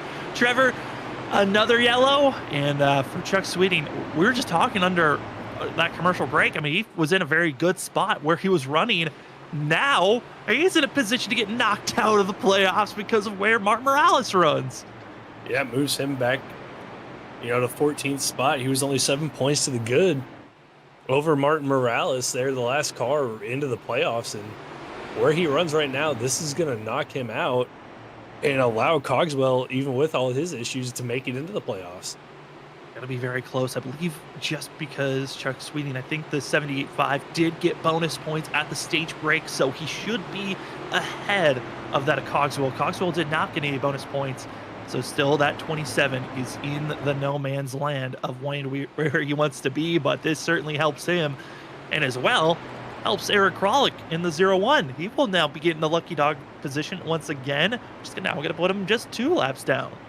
Yeah, Aaron had that unfortunate issue, got with some internet issues, was 5 laps down at one point, but with no cars being a lap down and all these cautions allowing Aaron to get back on, closer to the lead lap. Now only going to be finding himself 2 laps down here and plenty of time to get back on the lead lap. Well, Trevor, we've talked about the advantages that some of these drivers have had with fresh and old tires, but with the pacing laps, who are you looking at up front that you feel like these yellows that keep on popping up is helping out the most? Honestly, I think it's going to help the 15 of Vincent Sora out the most. We saw how quick he was on the short runs, but as the runs progressed, that 15 car really started to struggle, fell back into the clutches of Sinchek and Ryan Bird, and with all these cautions coming out and shortening this race up, I think it's really going to help Vincent Sora out. And Vincent Sora leading this race currently. Tom Sinchek going to be in second, Ryan Bird third. Christopher Howell, great run for himself, but biggest mover of the day, a driver that needed to have a fantastic points day and needed some misfortunes.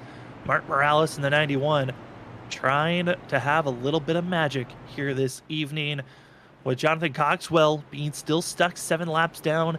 That Dunning going to be 18 laps down. They're back in 17th and 18th place, which means that for Jonathan Cogswell, he only has that of an 8-point advantage over Martin Morales. Now, Morales is in a spot where he needs to make sure he's at least 9 points ahead of the 27, which means he needs to finish at least 8th or better here tonight with where drivers run, which he's currently 5th, just inside of that bubble.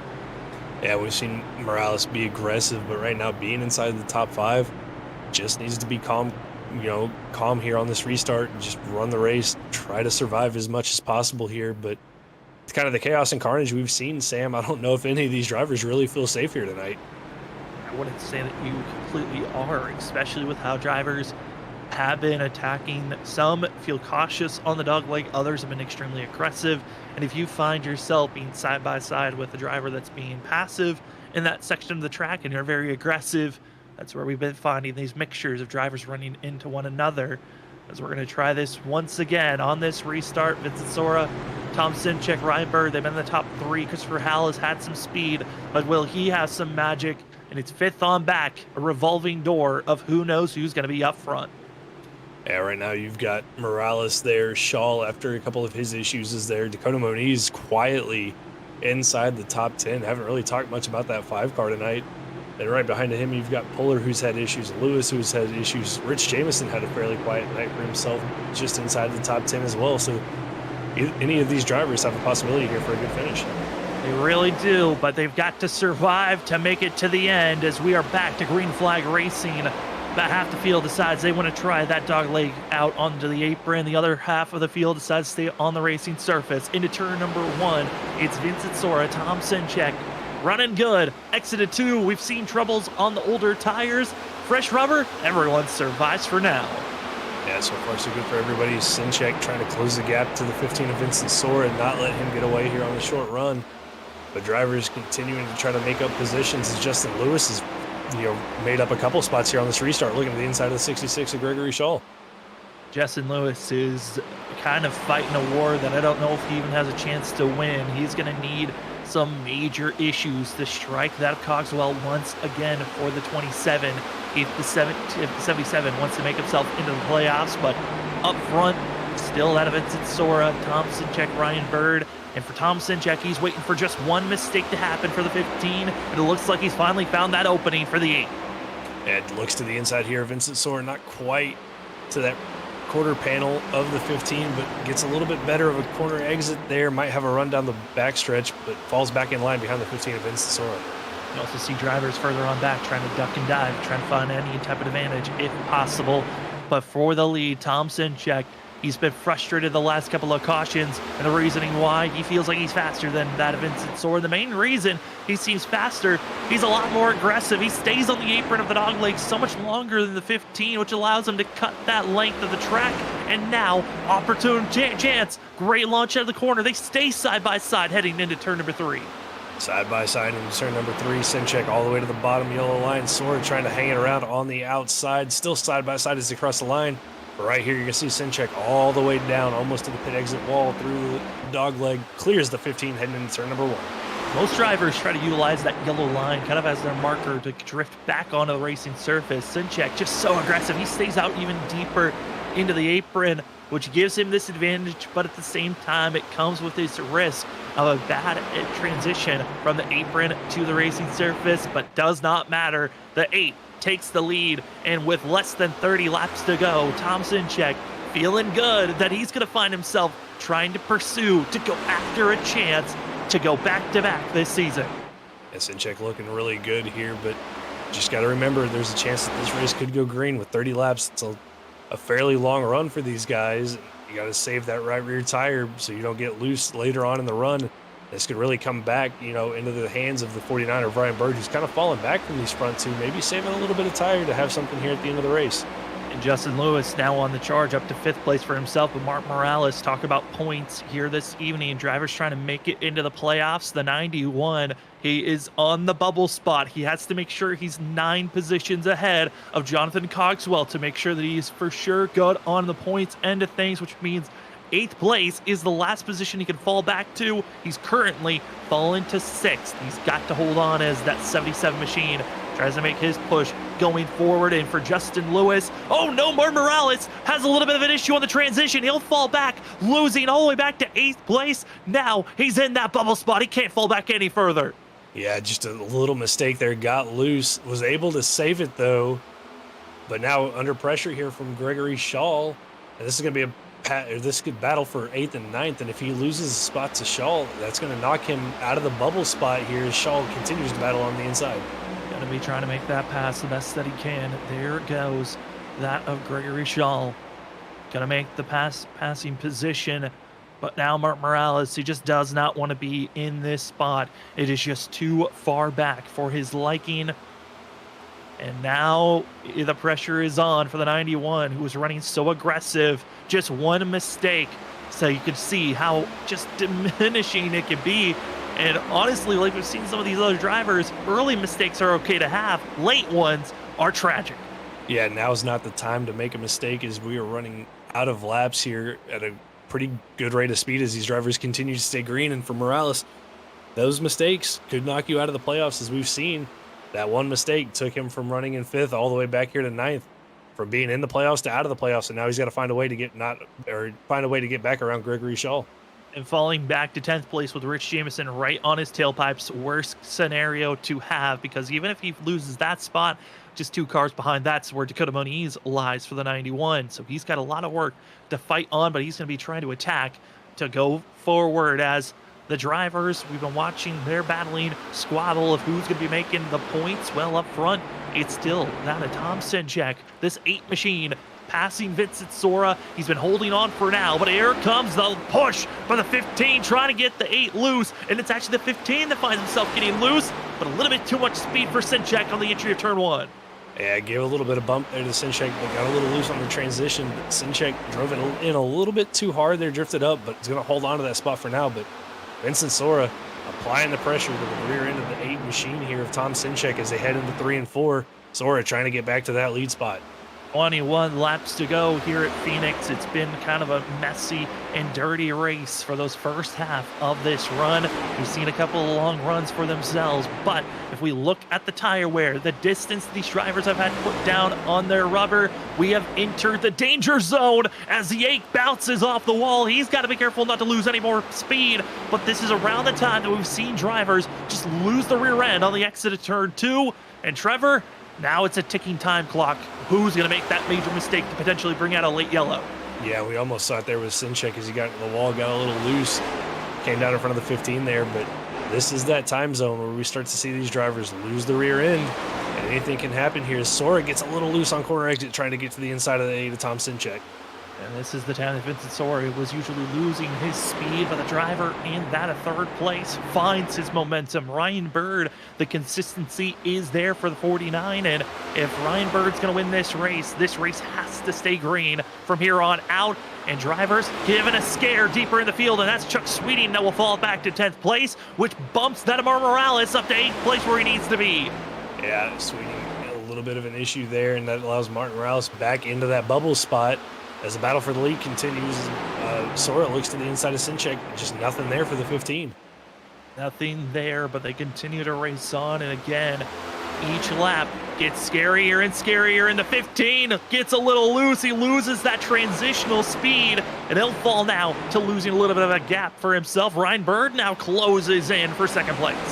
Yeah, and this is that time of the run, like we saw with that long green flag run we had after the stage where the 49 really came into his own, had a lot of speed, closing in on this group as Sora drives it in deep into 3 and 4, trying to get back to the rear bumper of the 8 of Tom Sinchek. Ryan Bird trying his best to close it in. It's going to be less than a half a second between first back to third place. Just one mistake could be costly for yourself, and we've seen that throughout the night for drivers. Mark Morales gets a second life for himself, but up front, it's that of Tom Sinchek, Vincent Sora. Vinny has won so many races ever since joining WSSR last season. He was a rookie that found himself winning half of the races for that season, winning the championship. And here tonight, he's trying to get his 4th win of the season to try to tie what he did last season for himself. Looking good in this run. Hasn't really been that loose apart from the couple of transitions there in the dogleg. Really good drive off the corner there. He's going to have a shot here into 3 and 4 to make a move on the 8 of Sinchek, but decides to take it all the way to the bottom there. Just nothing doing down there. Sinchek closes the door once again. He's now searching for any type of speed, and he might have found it. Vincent Sora, 15 laps to go for the 15 machine, but he wiggles on the exit of coming through that of the dog leg.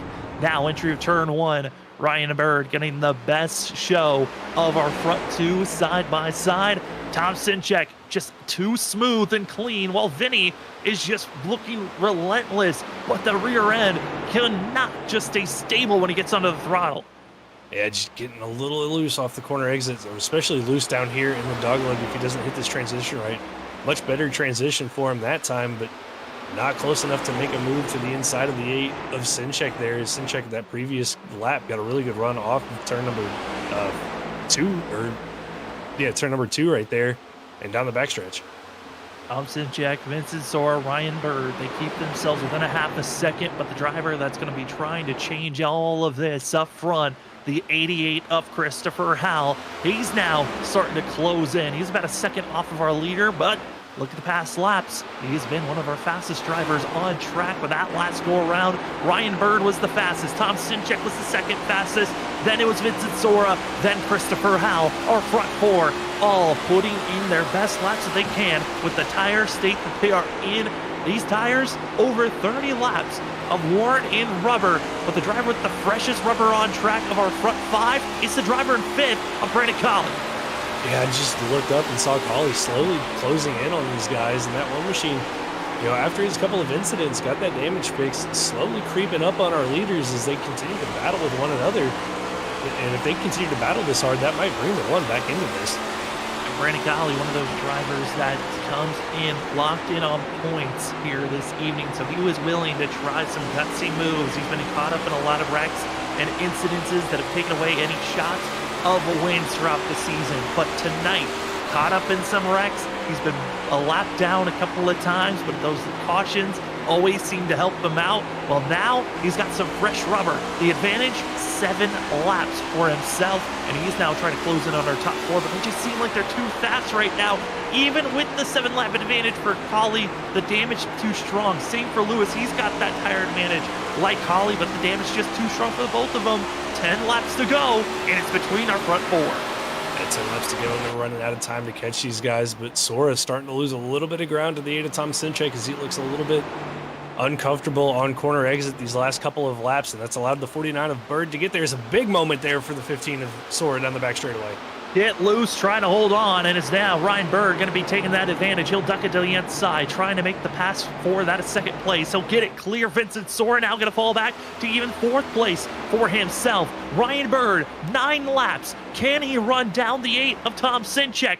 But there is a huge gaggle of cars from that 9th place on back that are 3 wide, 2 wide, that could bring out a yellow at any moment as we are counting down the laps to finish out here for that Knoxnut House 160. Yeah, big battle back here in the back from 9th on back between Moniz, Jamison, Perry, and Sweeting as those guys have been beating and banging on each other, trying to get the spot. Cedric Hunter is a couple laps down in front of them.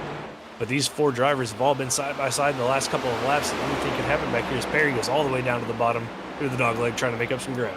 He's trying to make up some ground, which is going to be forcing them to be partly that of 3 wide. Rich Jameson going to be going up 3 wide on the exit of turn number 2. He'll fall back, just losing too much momentum and losing positioning as they continue to race forward. 8 laps to go, make it 7 as Tom Sinchek comes across the line, but this gaggle of cars put a blanket over them and anything could happen. This has been the group of drivers that have brought out the majority of the cautions here tonight. What do you see in there? Perry got loose in the dog leg there, was able to save it though. It looked like he might have overcorrected and come back into the track, but the great save there by Perry, but he's going to lose a lot of time to these guys. But another moment there where a caution could have come out, but a good save by the 9 of Ed Perry. An incredible save for himself, and that means that group that we were just watching, they're starting to split up, but we got to go back up front because the battle for the lead is on. Ryan Bird, he was a half a second back. He was a full second back for a quick moment. Well, now he's on the bumper. The 49, Ryan Bird, 6 laps to go, and he's got an opportunity now. He's at the quarter panel, but Tom Sinchek just defending on the entry and the exit of turn 4. Yeah, Sinchek doing a good job covering that bottom lineup. Bird, like we saw in that long green flag run, able to run back down the 8. Here he goes, taking the dog leg, getting right to the inside of the 8 machine, heading into turn number 1. A little bit of deja vu, but a sliding, wiggling. That 8 machine that looked so stable for so long, it is gone, toasted, and you could use those tires to roast some marshmallows with how hot they are currently. But Ryan Bird trying to set sail, but just cannot get close enough. And he tried that opportunity, but a great defensive move by the 8. We are now in 4 laps to go here at Phoenix. A driver trying to go back-to-back for that Tom Sinchek. Ryan Bird trying to get his first win of the season. A driver that came in partly through the middle of the season. He made enough points to make it into the playoffs. Now, just trying to get the momentum to go into the playoffs. And really closing back up after he overdrove 3 and 4 that last lap, lost some time to Sinchek, but closing right back up. Bird looks like he's got enough tire left in this to make a run at Sinchek, and right here, good run off the corner into the dog leg, looking to be side by side into turn number 1 and 2, but going to fall back in line behind the 8 of Tom Sinchek here. It just seems like he gives up so much on a good exit of the corner, but the entry is just not there. Try the apron. Is the 49 a risky call? But you got to try everything to get a victory here tonight. 3 laps to go into turn number 3. Yellow flag strikes, and that changes everything. Oh, here we go. The pit strategy call. What do you do? Do you stay out? Do you come in, get tires? What is going to be the call here? This is going to change everything, like you said, Sam.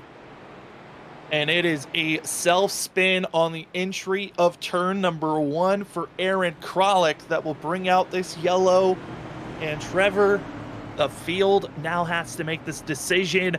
Pit road, and what makes this crazier, we are entering overtime. This is going to be our first attempt of 3, as here comes the whole entire cavalry. Yeah, everybody coming in here to get their 4 fresh tires, and entering overtime, we're going to have 3 attempts at it, but this is going to stack everybody back up. And we've seen how chaotic these restarts have been, especially on cold tires. This is going to get really interesting here once we get back to green after these pit stops. And they're pushing that of Tom Sinchek and Ryan Bird. Oh man, they're trying everything, every advantage possible. Who will take 4 tires? Who's taking 2? I'd feel like taking 2 tires might be a little bit too risky with how loose these cars are, but that track position is so important to grab for themselves. Tires are down, take them off, and there goes Brandon Colley, as well as Justin Lewis. They're going to be trying to beat out the rest of the field. 2 tires for the both of them, and for that of Brandon Colley, he'll beat out everyone. Same for Justin Lewis. And the driver staying out on track, it's James Hackworth Jr. Oh, this is going to be a really interesting restart, Sam. Hackworth Jr. staying out on old tires. Colley, Lewis on 2 tires. And Jr. goes into pit road. So Junior just getting that lap lead, brings it down pit road, but Colley and Lewis on the 2 tires are going to be on the front row. Vincent Sora, Ryan Bird, Tom Sinchek. Bird and Sinchek actually slid through their box a little bit there on pit road, so lost that track position to Vincent Sora, who has been the quickest car in the short run. So going to be interesting to see, Sam, if those 2 tires are going to be the call or if Sora's going to be able to get by them and then hold off the challenge from Ryan Bird and Tom Sinchek. And this now puts all of the woes that we were seeing from some of these drivers. Justin Lewis knew his only way at this point to make it into the playoffs was to go for a win. He goes for the 2-tire strategy. I like this from the 77. Go with the gutsy call. If you're going to go for it, this is your one Hail Mary pass to go for. This is our first attempt of 3 if needed. But for Martin Morales, I'd imagine here, Trevor, this is torture for the 91. Yeah, was sitting in a great spot, was sitting in 8, had a pretty good gap back to the guys behind him. Just hoping the race ran green, but now going to have to fight here as he's going to restart 7th, going to have to fight to stay above that bubble line. And not only that, but just hope that something doesn't happen to him, as we've seen him have a couple of issues in the dogleg tonight. And now drivers with fresh rubber. We've seen fresh rubber be an issue for drivers on these restarts. Will it strike once more as we are in overtime, ladies and gentlemen, meaning that these drivers are going to have 2 laps to try to finish out this race. If we get to the 1 to go, the white flag is waving. This race will become official and they'll race it to the line. But if a yellow flag comes out on this first lap before we get to the 1 to go indicator, we'll go into attempt number 2. If that same scenario happens in attempt number 2, we'll go into attempt number 3. If we get to attempt number 3, we'll tell you what the new rules are there. But this is our first attempt at overtime. Trevor, would you want it any other way to solidify who's making it into the playoffs? No, this is going to be an exciting finish. The difference in tire strategies on the front row versus the second row, the difference in short run versus long run speed behind them. This is going to be a great restart and a great finish here tonight, Sam. Brandon Colley going to be on the inside. He is the control vehicle once we get to the Geico restart zone. You have been watching the WSSR Roasted Gems Cup Series. This is the final race of the regular season. 16 drivers make it into the playoffs, and this restart could be the final one of the regular season. We are green as Justin Lewis just could not get rolling for the 77. He'll already fall back. Bumping, contact, Colley spun around. Vincent Sora, it's Morales. Morales is wrecked. Oh, calamity. Calamity in the dogleg as Sora spins the 1 of Colley around, who collects the 91 of Morales. And Sam, I think that's going to take Martin out of the playoff picture, but allows Justin Lewis to maybe sneak his way in here. Morales gets required damage. He has to tow. And what an incredible run it was. The 91 thought that he was going to be able to push his way into the playoffs. Well, take it away. It is completely over for the 91. He will not be making it to the playoffs. Yeah, just a heartbreak for Morales. Did such a good job. Survived the first wreck of the night. Slowly worked his way up inside the top 10 to the top 5 at points. But unfortunately there, with the contact between Sora and Colley, just nowhere for the 91 to go, and his night is going to be over. And Vincent Sora, who's been getting a lot more on the aggressive side since that of, I would say, all the way back to a few weeks ago at that of Southern National. He has been beating and banging, willing to get aggressive. Well, now that aggression is going to put him in a sour spot, especially with Brandon Colley and those other drivers from Freaky's Fast Motorsports. How well will they run as Sidewinder is been showing and flexing they're willing to beat and bang. Will Freaky Fast retaliate? But they won't be able to until the playoffs. And not going to be able to do anything about it tonight. But, I mean, we saw week 1 Las Vegas contact between the 1 of Collie and the 15 of Vincent Sora that sent Sora up the racetrack and out of shape. But right there, don't know if it was a little bit of retaliation from Las Vegas, but contact between those two sends Collie into the wall, and I'm sure there's going to be no love lost between those two heading next week into Darlington. More drivers that were involved with that wreck. It was Martin Morales that we notated on, and also Rich Jameson, Carl Pooler, going to be the other 3 drivers heavily involved with that wreck as their nights are done. Well, we're into overtime attempt number 2, exactly like overtime attempt number 1. If we get to the white flag, this race will become official, but if a yellow flag comes out on the first lap, once we go green, we will go into overtime attempt number 3. Well, Trevor, Phoenix, we've seen it here on Freaky Fast Broadcasting before. It seems like if you're in that lead position for overtime, traditionally you're in the best spot. But Collie just got shown maybe it's not the best place to be on these restarts. And I would say for Vincent Sora, he's got a driver behind him that might think about giving the 15 above Tom Sinchek. We'll see how this one wants to go as the 1 of Collie's trying to take the wave around to get himself back onto the lead lap. Yeah, and for the 8 of Sinchek here, he's got to do what Vincent Sora did to the 1 of Brandon Collie on the restart, be right on his bumper when the leader decides to take off, so he has the best chance to do something there. But Justin Lewis, hoping that he can get a little bit of a better restart on that outside line with those 2 tires. We'll have to wait and see here as we get ready to get the 1 to go signal here as across the line. Justin Lewis now one of our only drivers that can change up and shake up how the playoffs are looking. The 77 needs to get to victory lane. If he does not, he will not make the playoffs. As this is it, ladies and gentlemen, the second attempt at overtime. We're stacking up. It's going to be Vincent Sora, the control vehicle, and then it's going to be Justin Lewis, Tom Sinchek, as well as Ryan Bird.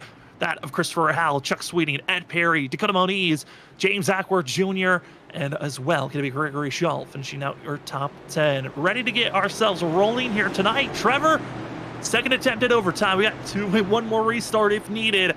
Who are you picking to go for victory? I want to pick the 8 of Tom Sinchek, but the 15 of Vincent Sora has been so good on these restarts and short runs that I don't know if anybody's going to have anything for him unless they move him out of the way, but we're going to have to wait and see as they halfway to the Geico restart zone here, Sam. We'll see who's going to be taking victory lane. It's the Knox Nuts House 160 into the restart zone. Attempt number 2 at overtime is on, and Ryan Berg is a great launch to the 77, but it just was for nothing. It's now Vincent Sora, Tom Sinchek, who's winning here at Phoenix. Yeah, not sure if Lewis got the bump from the 49 is going to black flag the 77 for jumping the restart there, but the 15 of Sora with a great jump as Sinchek tries to get back to his bumper here as they come to the white flag. And the black flag was cleared by race control. Luckily, we have that there to enable the 77 to still be racing out there on track. Around that at turn number 4. Will a yellow flag fly? It won't. It's your Freaky Fast white flag in the air as here comes Vincent Sora. 2 more corners. Will he find himself in a victory lane for the 4th time this season? Sinchek drives it in deep, trying to get to his bumper. Not going to do it. Sora here down the backstretch. As long as he doesn't make a mistake into 3 and 4, should have this race locked up. And Tom Sinchek sending it into the corner, just not enough for himself. The 15 of Vincent Sora, the bump to take out Collie, puts him in the position and wins here at Phoenix for his 4th win of the season, the most out of everyone else. And that is going to be setting up our playoffs heading into next week. Good restart there. Final restart from the 15 of Vincent Sora. Great short run speed from him all night long. Allows him to clear the 8 of Sinchek and hold on to win this race. But Sam, a little bit of chink in the armor from the 15 here tonight, especially on the long run. Might be something he has to worry about heading into the playoffs. And honestly, causing a lot of disputes. To see the contact from the 1, he had some frustration. Also, congratulational bumps on top of that. But obviously, there's going to be some talking points after this with the 15 and many of other drivers on their thoughts on how that finish went down. But Trevor, the driver that was dominant all night long, finds himself in a victory lane. Yeah, he did. I mean, he dominated all race long, gets back to victory lane for his 4th win of the season. Great momentum for him after a struggle last week at Michigan heading into the playoffs. as we are going to slide away for a quick second as the 15 gets to burn it down. We are going to be finding ourselves going to the post-race show here in a hot second, where we'll talk to our top three: Ryan Bird, Thompson Check, and the driver that's trying to find victory lane, Vincent Sora, in just a few moments.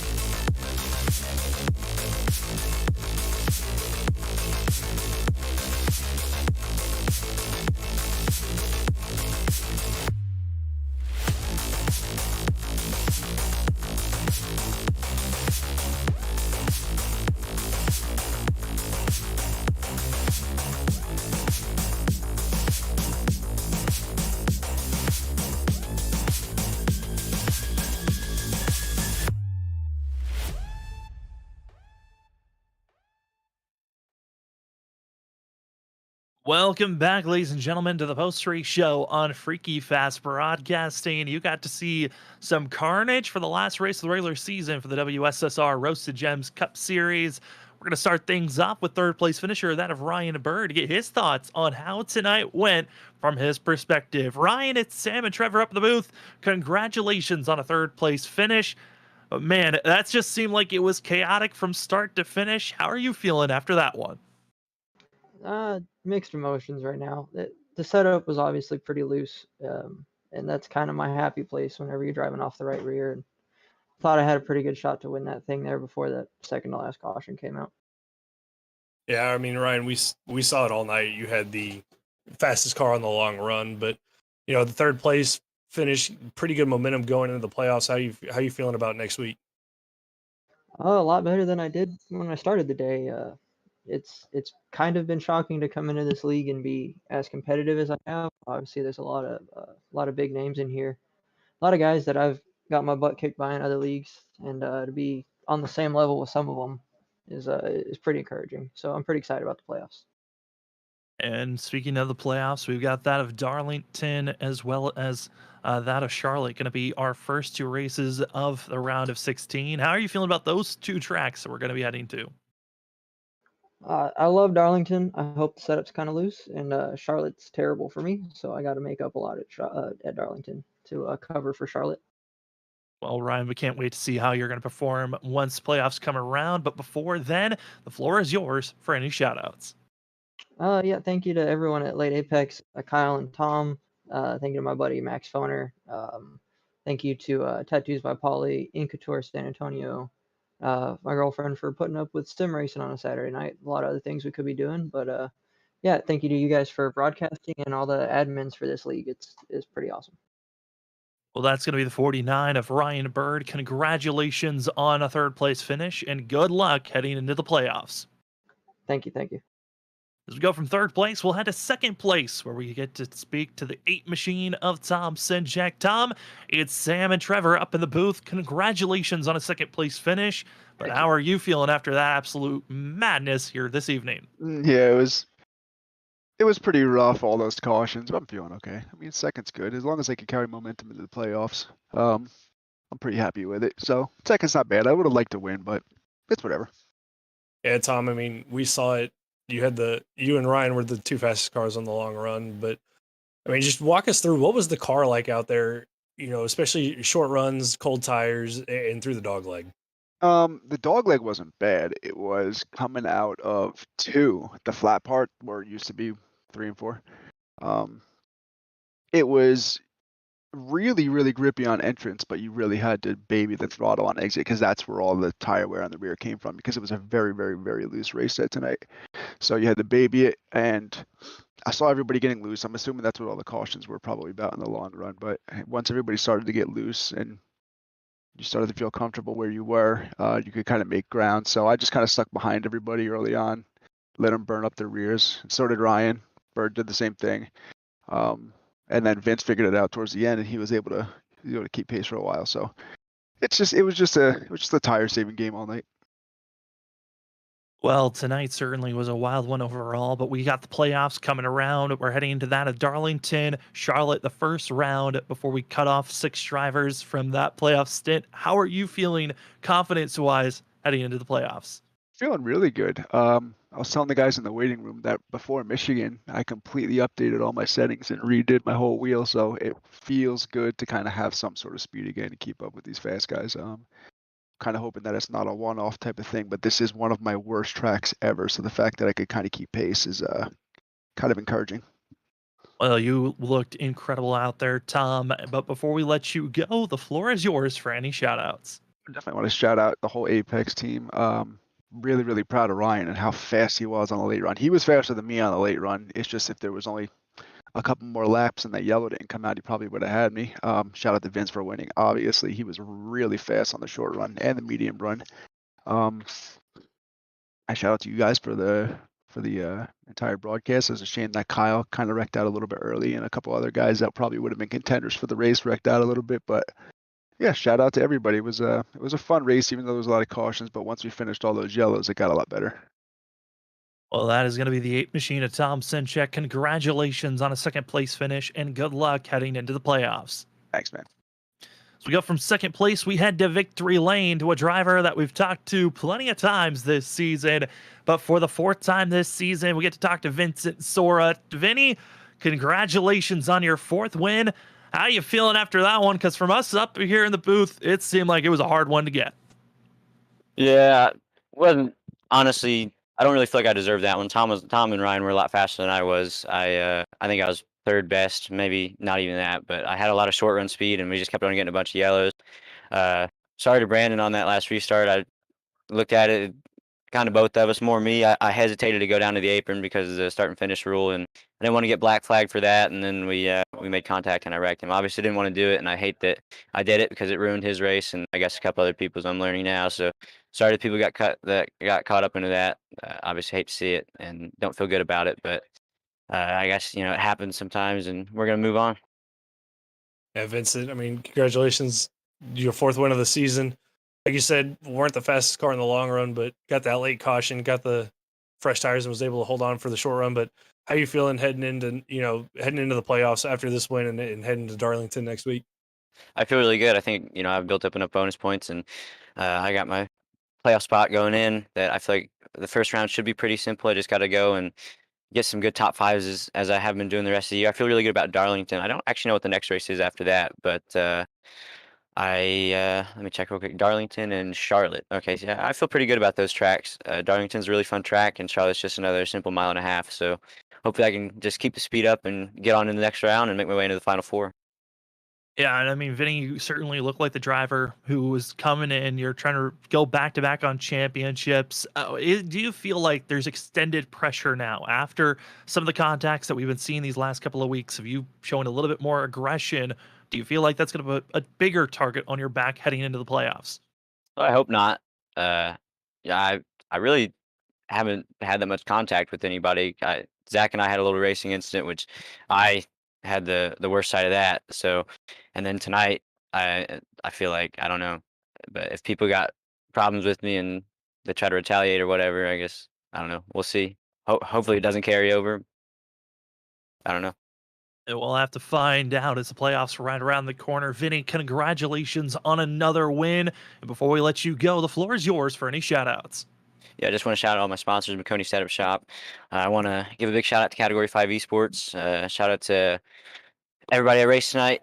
Really good racing up at the front. We raced pretty hard and clean up until that last restart. But shout out to my painter, Tom Sinchek. Him and I had a really good battle last week in Michigan. Unfortunately, I sped on pit road, but he got the win, so good job to him. And I think that's it. Just everybody in the league and all of our sponsors. And you guys for broadcasting. Well, thank you for giving us a great show to cover. That's going to be the 15 of Vincent Sora come away with the win here this evening. Congratulations, Vinny, and good luck heading into the playoffs. Thank you. Have a good one, guys. As we head from victory lane, we go to that of checking out the unofficial results of this evening, where drivers were hoping to have some good days for themselves overall, and incredible to see some of the drivers getting their finishes that they've wanted.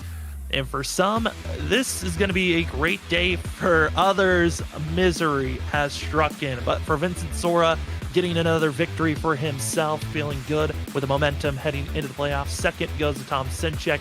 Ryan Berg going to get third. Justin Lewis, we'll talk about his situation in just a few moments on the playoff situation. Christopher Howell going to finish in fifth. Chuck Sweeting going to be in sixth. Again, we'll talk about his playoff situation in a quick moment. Seventh goes to Dakota Moniz. Great finish for himself. Great recovery goes to 6-6 of Gregory Shaw for eighth. Ed Perry, one of his best finishes of the season, gets that a ninth. James Hackmore Jr. as well, one of his best finishes, getting a top 10 finish for the 23. But that's when the misery starts to strike the further you look down the field.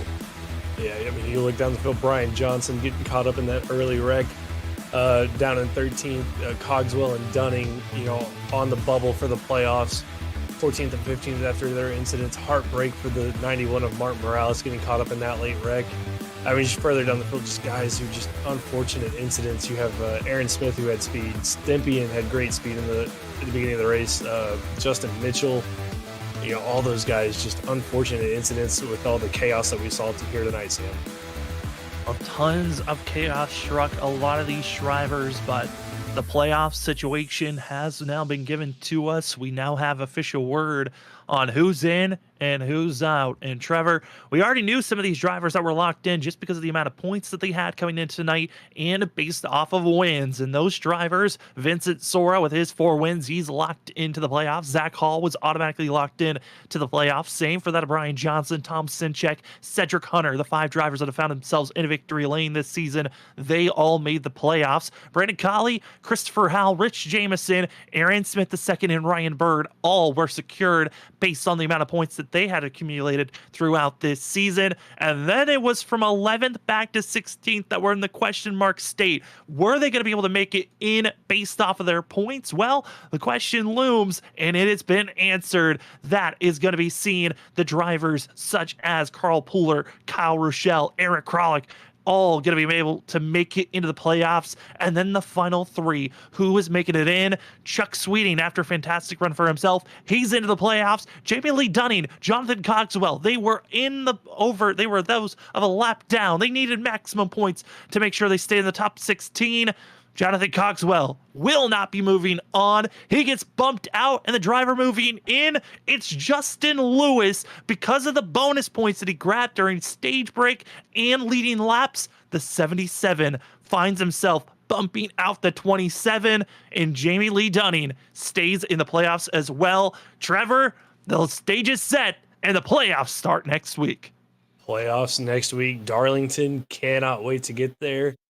But how about that, Sam? Justin Lewis sneaking his way into the playoffs with 17 points out coming into the night. Two-tire strategy call at the end of the race, just what the 77 needed to sneak his way in.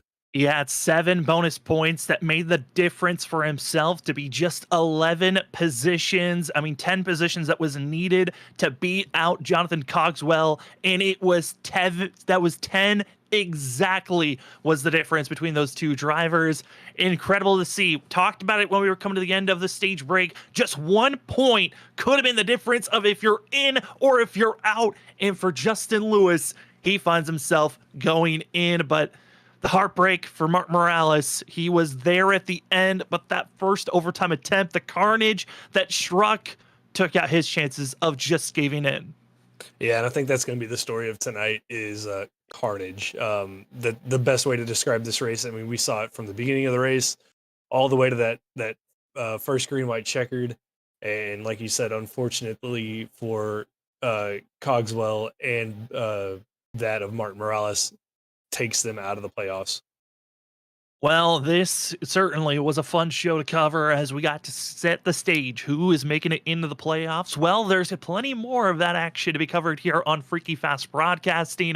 Monday night, it's that of the ISRC Race Car Graveyard Truck Series. They're going to be having their last regular season race. Then we're going to be seeing more of the regular season on Tuesday for the Full Send Racing Series. But the Wicked Racing League on Wednesday, they've got their last regular season race coming up at Las Vegas. And then Thursday, we're in the playoff picture. It's a cutoff race. Who will move on to the next round for that of the Stars and Stripes? Well, you have to see on Thursday night.